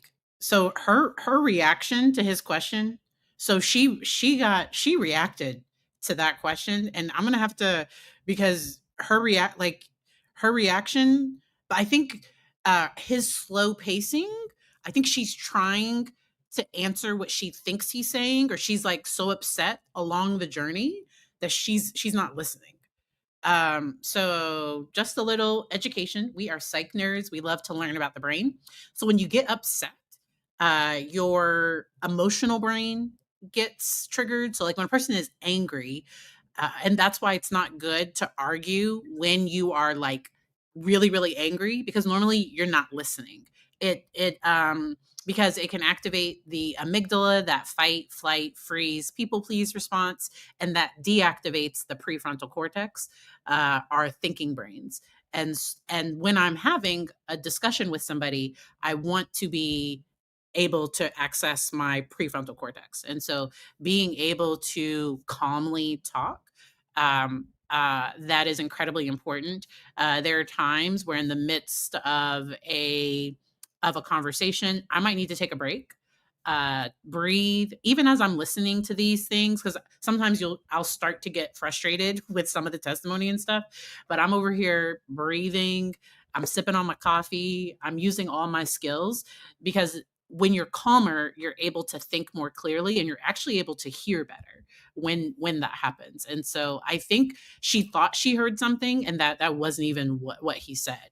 But the jury, to see her snap that way, because she's over here trying to be like, I was this loving wife, I'm a great mother, I could never hurt anybody, I was afraid of Huston was the scary person, and then she's like snapping at him. I'd be like, what in the world? Because what? And the jury won't be able to go back and see that again, because I don't think he had even completely finished the question. Let's go back. I think it's this one. Cade Cooper So calm, so calm. is your eldest child with Ryan. Yes. Cade loved his dad. All three of them did. Yes. Cade Cooper loved his dad. Yes. He slept on the couch next to his dad as dad slept on the recliner. That's not why he slept on the couch, no. He didn't say. Just asked you a question. Yes. So the or answer no. is no. That's not why, because he didn't love his dad? Or slept on the couch because he didn't love his dad? Well, which question is it? Why did he sleep on the couch, or did he love his dad? Because yes, he loved his dad. Okay. And yes, he slept on the couch. Ma'am, his question was, did Cade sleep on the couch next to his dad? That was the question. And I had to go back. To hear it again. Because I'm not an auditory processor. Like I have to take notes. So I didn't remember exactly what his question was. But if I am a witness, so if I am testifying, if I'm an expert witness, and if I'm not sure about a question, I'll have the lawyer repeat the question to me. It's really important to not, because her reaction, no, like that wasn't even the question that he asked, and she's over here big mad in front of the jury. So how is she behind closed doors? Next to his father. Yes. On the night that Ryan Cooper's life was taken away from him, Cade was not on the couch next to his father. He was when I went to bed. When Ryan Cooper's life was taken away from him, Cade was not on the couch next to his father. No, he was not. Did you tell Kate to go upstairs? I don't know. I don't know how the child ended up upstairs, but okay.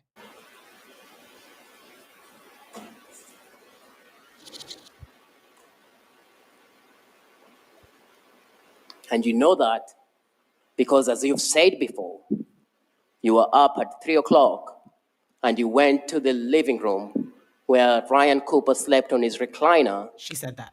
and Ryan Cooper was the only one there. Cade was not. Correct. So at 3 in the morning, you are aware that Cade Cooper is not on the couch. Correct. At 3:30 that morning, at 3:32,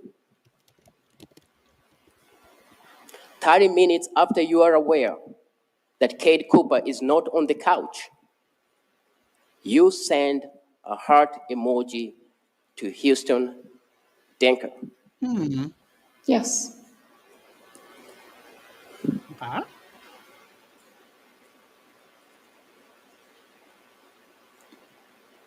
If you may have the screen again. Just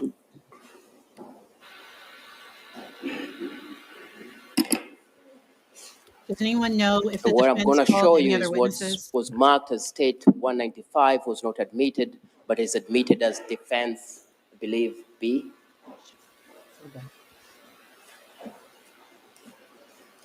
So for the record, this is Defense B. It's the same document. Can you see this, Ms. Cooper? Yes.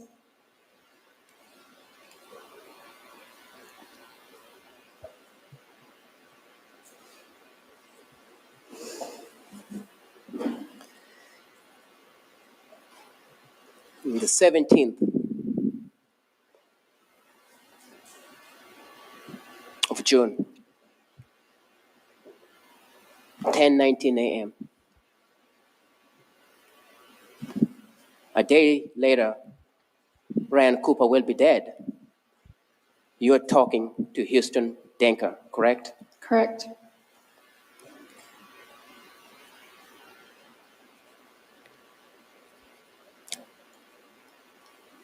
Can you see in that document where you're saying to him, just be prepared for your wife to constantly be tearing something apart and redoing it? Yes. You refer to yourself as your wife. Yes. Ryan Cooper is still alive at that point, working from Kansas in the morning to Kansas in the night, correct? Yes. Busy, Usually, yes. being a farmer. Yes. Huston Danker replies to you. Can you read what Huston Danker replies after you talk about being his wife? He wrote, not worried about that one bit. You got to see me in my underwear this morning, and I haven't gotten to see you. You got to see him in his underwear that morning. He didn't sent you? a Snapchat of it, yes. Is that a yes? You got Yes.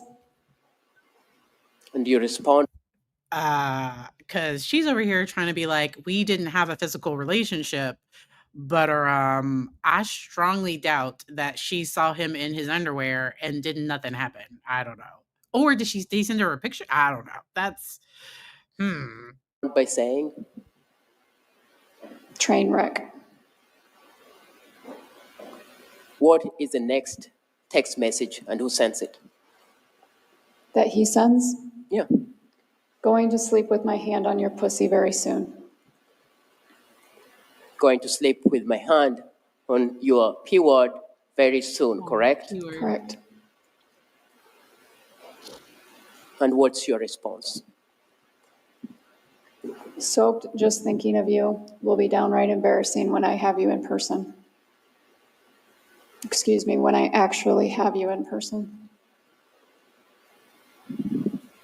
That's hours Oh, before your husband will be lying dead in his house. It's at 11:19 a.m. on June 17th. So in the next coming hours, your husband will be killed in your house He was. with you present in the house. Yes. You send a text message to your lover saying, I will be your wife. And he tells you very soon he will have his hands on your most private of parts. And that same night, your husband is dead. That and many others, yes. Let's go back to the 3 o'clock time clock. You see Karina Cooper away from his couch in the living room. He was up in his bed, yes. And at 3:31, 31 minutes later, you send a heart emoji, correct? Correct. What does Huston respond? He responds, seriously, more than fucking life. oh, so that's like love, I guess. Okay. What is your response? Forever.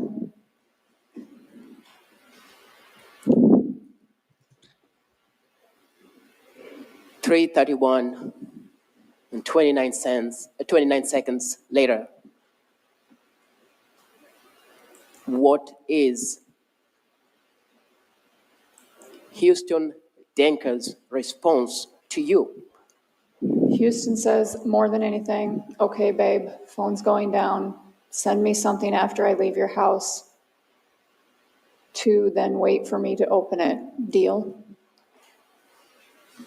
More than anything, okay, babe. It refers to you in a term of endearment, babe. Mm-hmm. Of course, we know that by now, but it says phone's going down.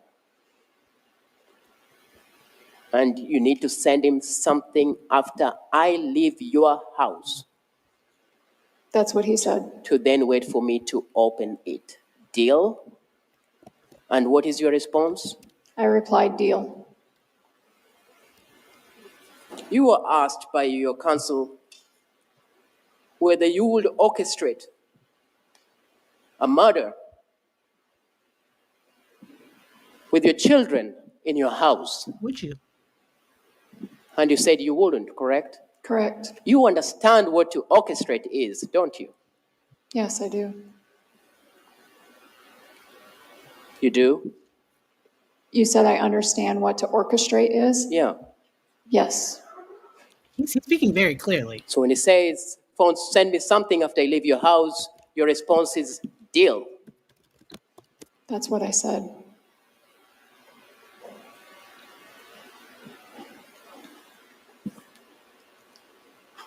Who sends the emoji of a kiss? I can't tell by looking at this. Let me 1DF. Judging by the numbers on the other ones, that would be me. So you not only say deal, Thanks, Barb. but you seal your deal with a kiss. I wasn't sealing my deal, but I sent a kiss emoji. To the not lover. Then he says, Not your remember lover. those kissings. Fucking remember those. No ifs, ands, or buts. That's what he said.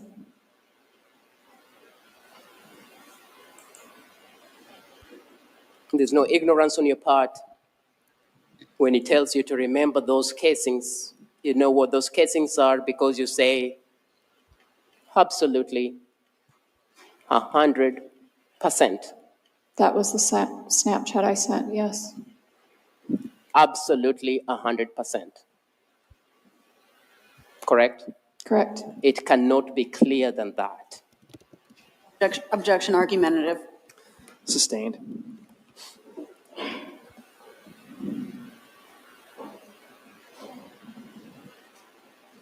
When you say absolutely 100%, you are as clear as possible on what you will remember. No, That's what you write, Ms. that's Cooper. what I wrote.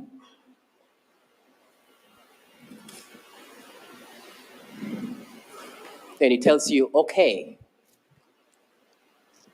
phone's going down. I love you. And That's what what's he your wrote. response? My response is, I love you too. What does he say? So much. And what do you say? Forever.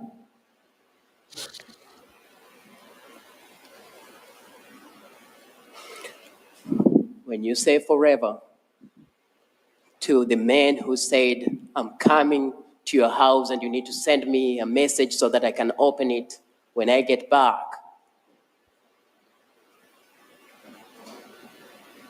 what does he respond to you once you say forever to him? He responds, okay, babe, seriously putting the phone down. Have to get this shit done. I love you. And what do you say to him? I say, go to sleep. Ms. Cooper, Have to get this shit done. He says he's on her way to her house. If I was on the jury, this thread would be to look at what was her potential role in this. Did she play any role in this at all? And I know she wants to say that she has a dark sense of humor and that she would joke about these things. But all of a sudden, she knows the child isn't sleeping beside him and she texts go. That's all too convenient for me. Like it's for me personally, that is just way too convenient.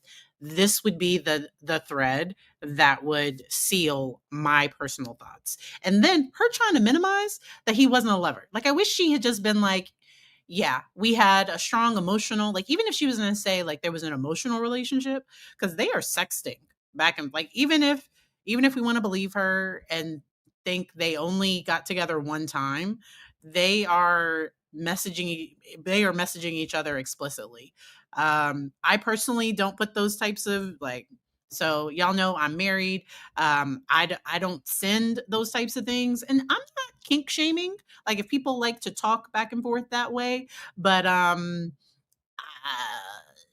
just don't do a crime, because if you do a crime, all that we're all gonna get to read all of the stuff that you said. And so they met in 2004. She said 4 or 5. She wasn't sure at the beginning of this, and they got married in 2009. I wonder how long he waited between his first divorce and getting remarried. Some men remarry quickly, and I don't know what happened with him, and I don't need to know what happened with him and his first wife. I do know sometimes um, if people haven't healed a lot, sometimes the second person isn't always great. Sometimes there are issues, and so like she should have just admitted that like yeah we were, because it makes her look less credible to me that she couldn't even admit that they were lovers. She comes across a little controlling to me, like she needs to control the narrative. She wants to control, and this is her trial. Like it's her life on the line. Of course, you would want things to come across a certain way, but she can come across angry when she's doing that, which won't look good. My thoughts to the jury. And so some people think that maybe he was thinking about leaving her. I don't know. They describe him as pretty passive. Now, if he knew about the affair, maybe he would have, because I don't know if he knew about the affair. But all right. And there was a great question by Amber about these women that do a crime and downgrade. So like Lori Cox, like Charles Vallow was, he made good money. He seemed to love her. Uh he wasn't putting up with her spiritual nonsense, but he seemed to really care about her. And then she got with Chad. And then Karina, she's married to this hardworking man, but she didn't seem to like, even before she met Ryan, like it sounds like, no, not Ryan, I'm sorry. Before she met Huston, it seems like she didn't really like her husband. Like, And sometimes the grass is greener on the other side. You think it is, and sometimes it's not. And sometimes some of these women think they're going to get the life insurance policy. You talk about the downgrade, but they think they're going to get the money. And so she's probably thinking like she's 40 something years old with this 22-year-old man, and he doesn't even know what IVF is. Okay. Um, okay. But because she's calling her current husband a child. And so that's where some people, especially when they're at the end of a relationship, sometimes they can rewrite the history that everything is horrible. And sometimes they can romanticize somebody else in a way that we all look at them and we're like, how? Chad? Why? Because I think Charles Vallow was more handsome than Chad. Chad gives me the ick. Like I do not think Chad is handsome in any way. I don't like his voice. Chad's voice is like, ugh, I don't like his voice. Um, uh, and and uh, so those are some of my thoughts. Okay, but I wonder if it was also about control because they partner with somebody that's going to do a crime with them, and not everybody will. Don't do crimes. Don't do crimes, but like sometimes they do that. Okay. And that I would be hilarious. So y'all know I am staying at a hotel today. It would be hilarious if the people like beside me, if they can hear me talking. Imagine being in your hotel room hearing somebody talk about crimes. I don't know. But like not like crimes, true crime that we're watching on the internet. We're almost done. We have about a few more minutes left of part 1 and then we're going to get to the part 2 of cross-examination.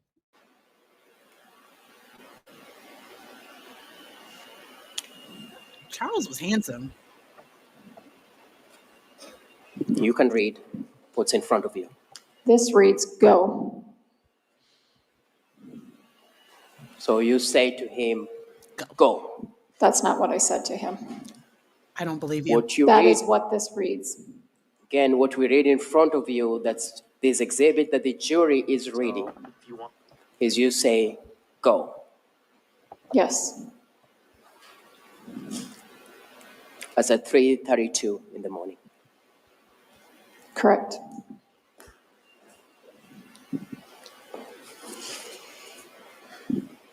An hour later, at 4:42, Huston Danker will send you a message that says, yep, just woke up. That's what this says. I never saw it.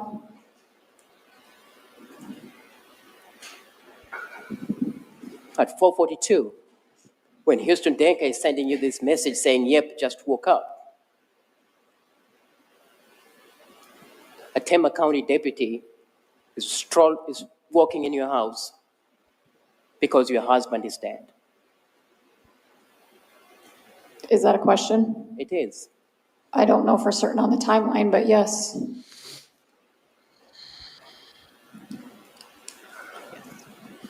Very true, Kate.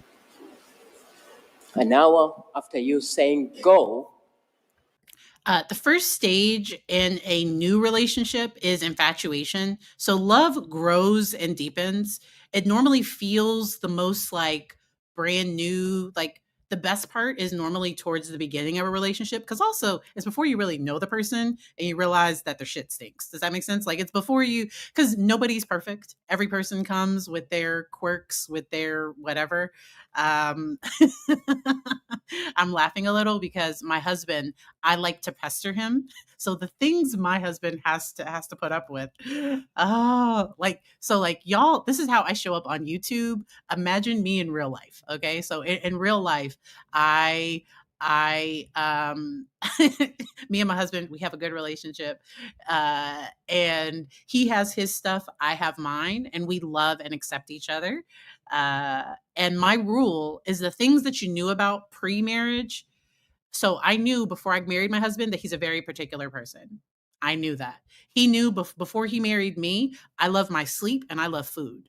So like if I warn people, I let them know like, hey, I'm starting to get hungry. You have an hour to feed me. before, like, you don't want me to be hungry.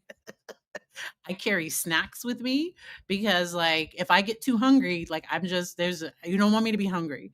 And then also with my sleep, I am not the type of spouse that you can wake up to, like, like, do not wake me up for unintended reasons unless it's important.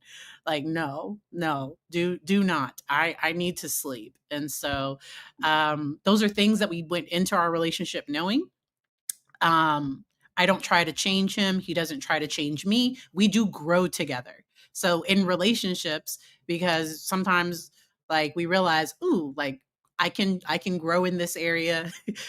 Last night, so we had pizza for dinner, and there were two pieces of pizza crust on the table, and my husband was like, hey babe, make sure to throw away the two pieces of pizza crust. I forgot. Y'all, ADHD. I totally forgot to throw them away. My husband still loves me. He doesn't threaten to leave me because I don't throw away my stuff. He didn't know I had ADHD. I didn't know that I had ADHD. I had taken tests, but it's tests I give, and so it's not as valid. But I had suspected I probably have ADHD. Whole other conversation. Let's get back to her testimony. Thank you for the squirrel moment. I love y'all all.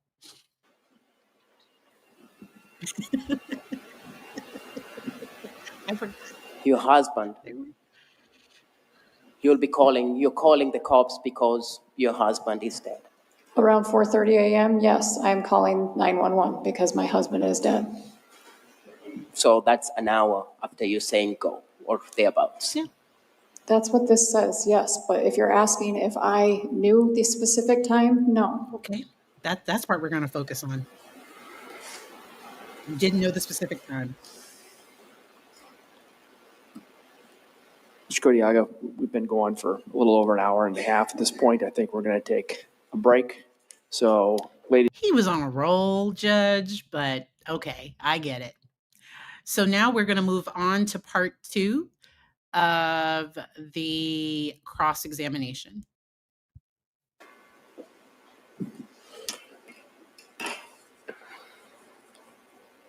When you testified,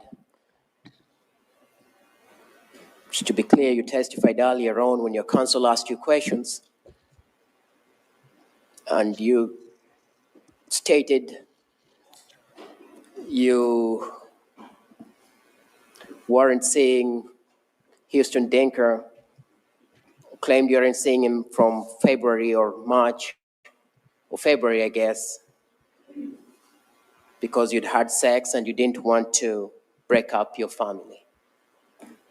Correct. Excuse me. Correct. So we skipped that part. I guess they had sex around February, and that's when she's saying that she stopped cutting his hair and she stopped meeting with him in person. She didn't want to break up her family, but she's over here texting him about they are having explicit conversations. And okay. Okay.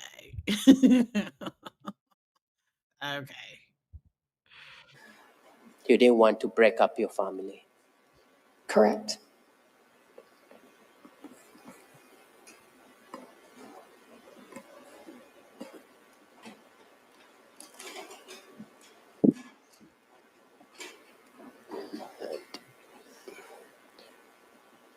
And yet, you are the same person texting Huston Danker and telling him you will be his wife. Correct? Those are the texts I sent, yes. This story that you told the jury this morning, that you're terrified of Huston Danker. Story. You never told it to Deputy Fangman, who arrived in your house as the first deputy. Nope. There for a substantial amount of time, trying to find out what had happened to your husband. You never told him that Huston Danker shot him. I did not. Deputy Foster, who's the following deputy who came to your house, your husband is still sitting, sleeping on his recliner, dead.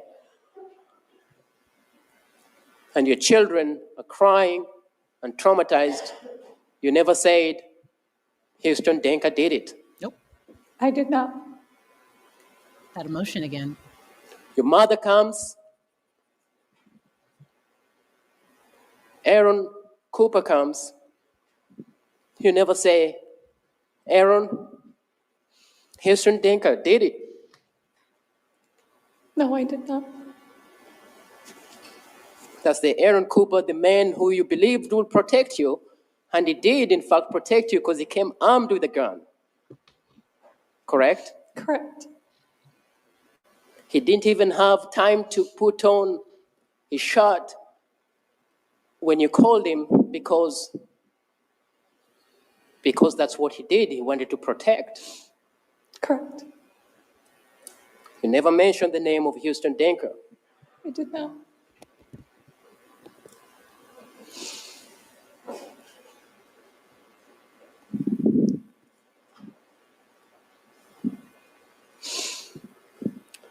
Same morning,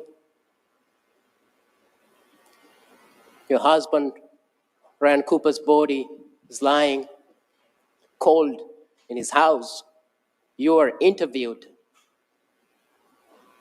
by DCI agent Ryan Harmon. Correct? Yes. Is she going to testify against Houston? Like, is she going to? I don't know. I don't know if they're going to ask that or not. I don't know if she'll be called in his trial. I don't know that it would be. I don't know if it would be helpful. I wonder what defense they're going to try to say. I wonder.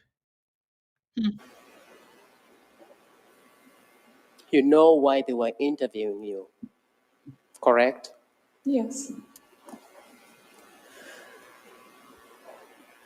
You never mentioned any of these texts or Snapchats that you sent at 3:30 in the morning. No, You never mentioned that I texted go. that's not what I text. No, I did not mention it. I'm sorry. No. You never mentioned that at 3:31 you sent a heart emoji to Huston Danker. Sorry that it's choppy. Let me see if I can close anything else. Is my part okay? Is it? Let me know if it's still choppy. Now you're googling am I ADHD? So I'm a psychologist, so I give the test to other people. So the test I give other people, I took it for myself to see. So in graduate school, we had to practice test on one another. Okay, so it's the court feed. Okay, good. Glad I'm fine. It's just part of it. Okay, good. So I will keep this playing. Ooh. Whew. I am going to speed it up just a touch. His pause is phenomenal. Okay, I'm gonna speed it up just a touch. I did not. I did not mention that. In fact, it's Agent Harmon who brings up the name Huston Danker. Yes. And your reaction, as the jury saw, is, are you incredible Agent Harmon Danker? That's what you say to him, right? What did you? You saw that video. Yes, I saw the video. I didn't understand what you just said. Your reaction is Danker? Correct. And you immediately tell Agent Hammond that he's a kid. Correct? He's a what? That he's just a young man, a kid who, He's speaking Yes, so that's what I said. clearly. not what you're telling this jury today, that, oh, I was so terrified of him. Yes. Never mentioned any of that to Agent Hammond. No, I did not.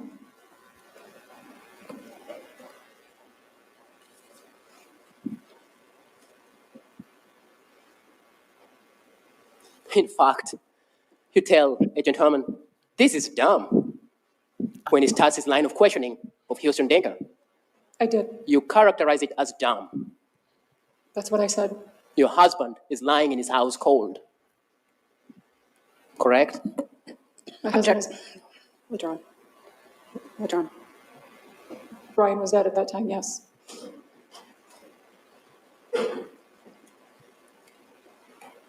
The next day, an autopsy is performed on your husband.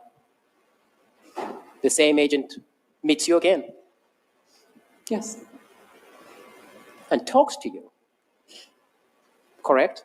yes. Who wants to find out what happened to your husband, who you claim to this jury that you loved so dearly, correct? I don't know what he wanted to find out. Well, he wanted to find out what happened to him. I would assume so, yes. You assume? That's his job, is what I'm saying, yes. He wanted to find out what happened to Ryan Cooper. Yes. It's not an assumption, correct? Yes. I'm sorry, I guess I'm misunderstanding of what you're saying. Are you though? Are you misunderstanding? I don't know that the word is misunderstand. I think she doesn't like this line of questions. That's how it seems to me. I don't know for sure, but I think she thinks these questions are like dumb. I don't think she likes these questions. Yeah. Like she sounds annoyed to me, annoyed and frustrated. And when you go on the stand, so oh my gosh. So cross-examination is the worst. So that is my least favorite part of testifying in cases. I've mentioned to you all, I've done some I've testified in some family court issues, either for I was called by social services. Sometimes I was called by the defendant's lawyer. Sometimes it was both because I did an evaluation or because I supervised visitation. I've been an expert witness in the field of clinical psychology, adolescent and child psychology, and there might be one more. And I think like adult psychopathology or something. Like there were 3 different ones that I've been entered as an expert witness for. When the other side asks you questions, but you can't come off annoyed. And I'm an expert, and so experts have to manage their reactions even more. But when you're the defendant, like how she responds to questions, that's going to go to her credibility. And her coming across annoyed, I don't know that that's a good look. I think it's part of her personality. Like I think her personality is kind of angry, as I've mentioned before. Yeah. And he might be annoying her a little on purpose. All right, let's keep it going. Did he tell me I want to find out? I don't know. But yes, that's his job, so that's why he was there, yes. And you did not tell him what happened to Ryan Cooper. No. You did not tell him that Huston Danker has been threatening my life. No. You did not tell him that I've been sending him messages where I want to hold his dick. No. In fact, you denied any affair with Huston Like she Danker, did during trial. I did. whether it's online, whether it's in person, whether it's in any shape or manner, correct? Okay. Correct. Oh yeah. He's doing a great job.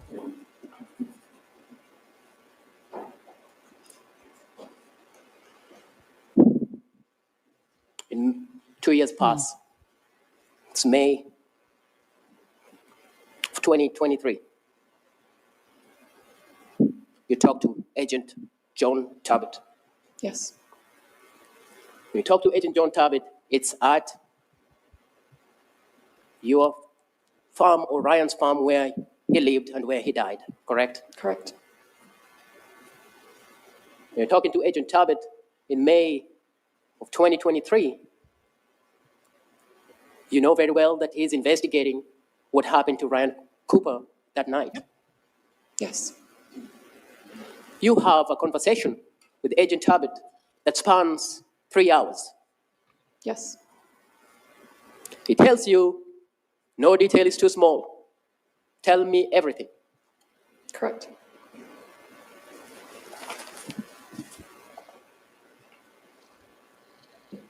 He asks you about Huston Danker. He did. You saw him testify here, I believe last week or sometimes in this trial, correct? Correct. You knew he was a DCI agent, a sworn peace officer in the state of Iowa who wants to find out what happened to the man that you now claim you loved so dearly. correct? Yes.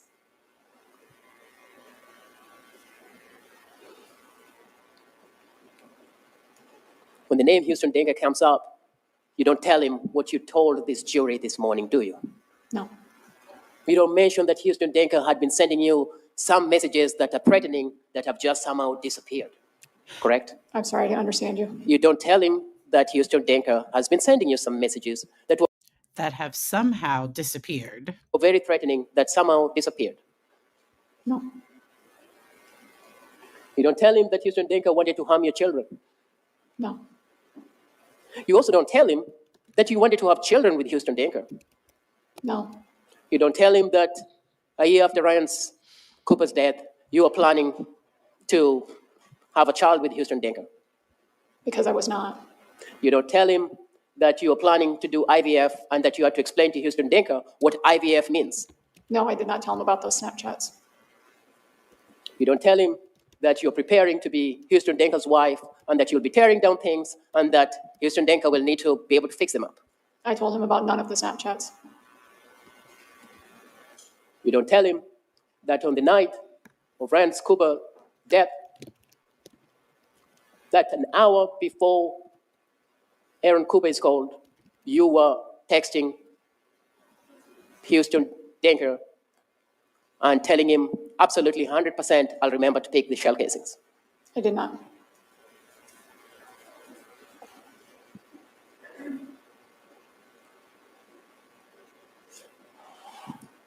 In these 3 hours that he's talking to you,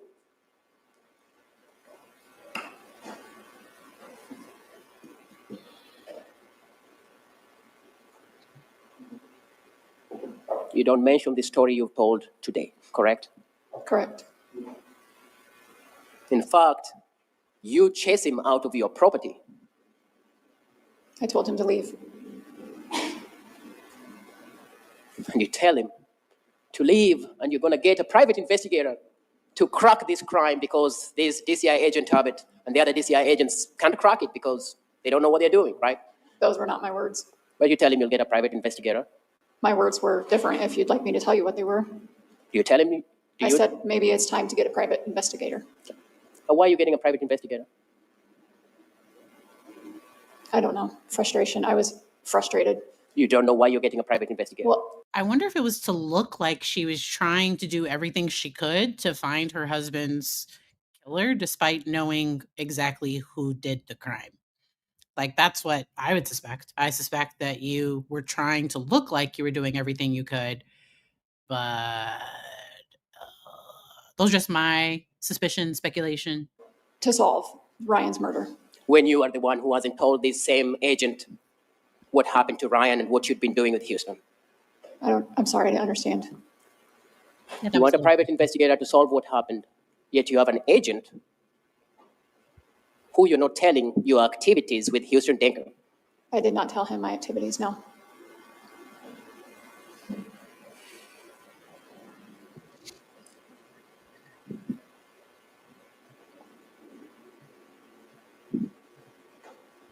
At that point, you knew what had happened, correct? I did.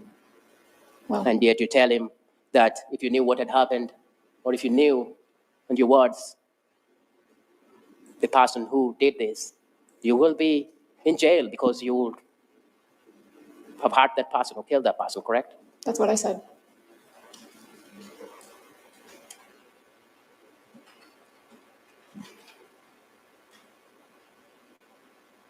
And you use an explicit, you swear at that point when you say you will be in jail because that motherfucker will know what's coming, correct? I said I would kill the motherfucker myself. I have no further question for this witness.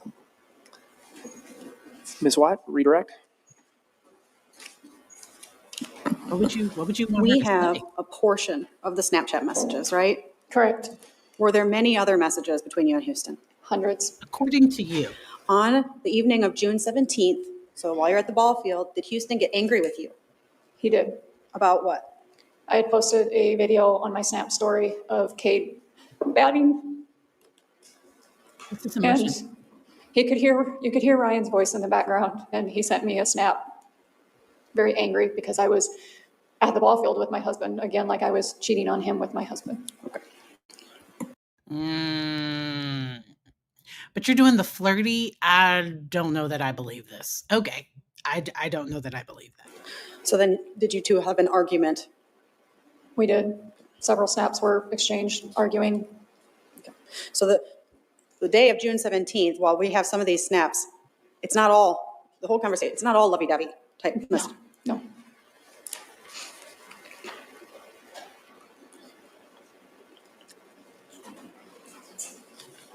But you're calling him your what? Like that you're his wife.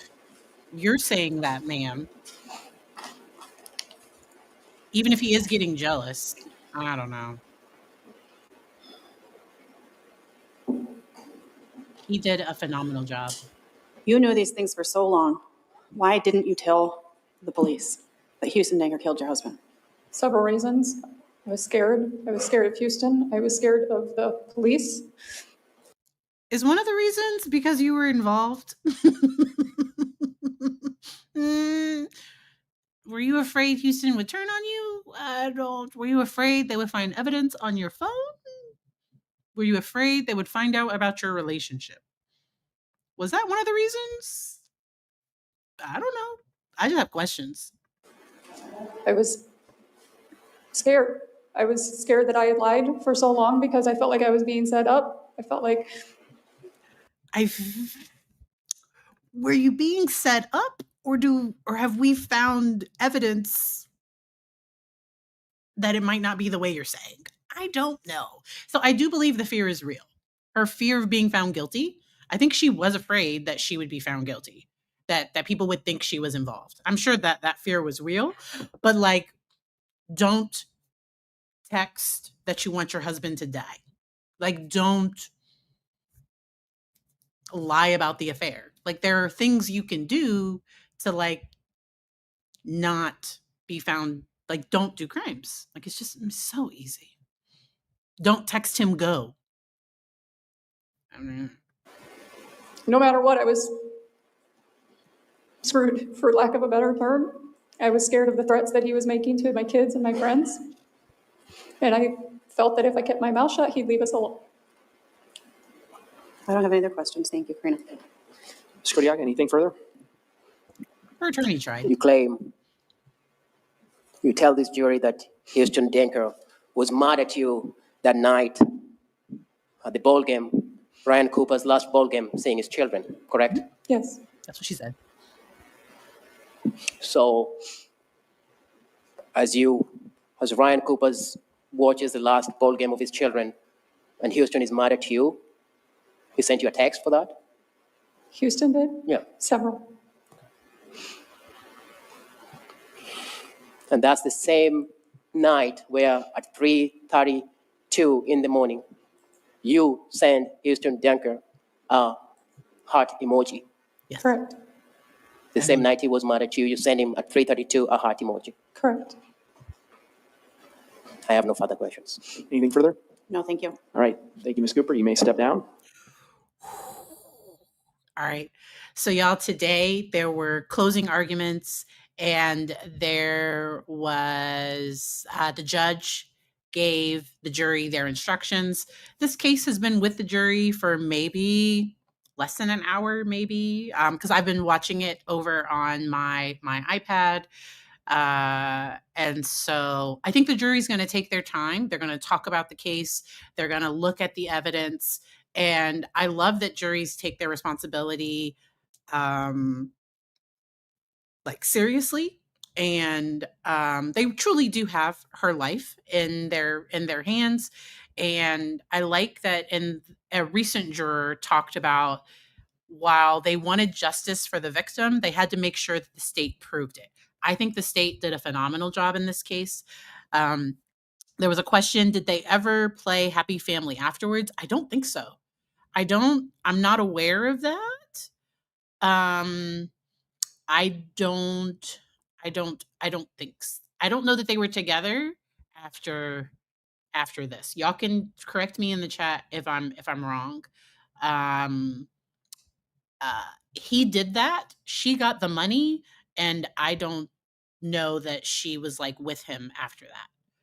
And yeah. So, all right. I hope that's helpful. It would look more guilty if they had. So, like, yeah, they broke up. So after the crime, so don't do crimes, but they broke up after the crime. And the police were and the town is gossiping about, what about their relationship, and everybody has all these thoughts about things. I'm so glad that I got to hang out with you all. As I mentioned, I am speaking at a conference tomorrow. Super excited about that. I'm it's not even the hotel Wi-Fi, because the hotel Wi-Fi was worse than my hotspot. So I am connected through my hotspot. I did figure out, because the last time I went live, I couldn't figure out a setup. And so I was able to bring like my ring light. I'm sitting in front of the window, and so I was able to get everything set up, and so I really enjoyed getting to hang out with you all. I am gonna grab some food a little later.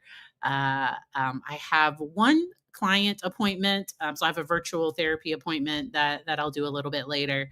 I'm probably going to watch Tyler Perry's Medea's Destination Wedding.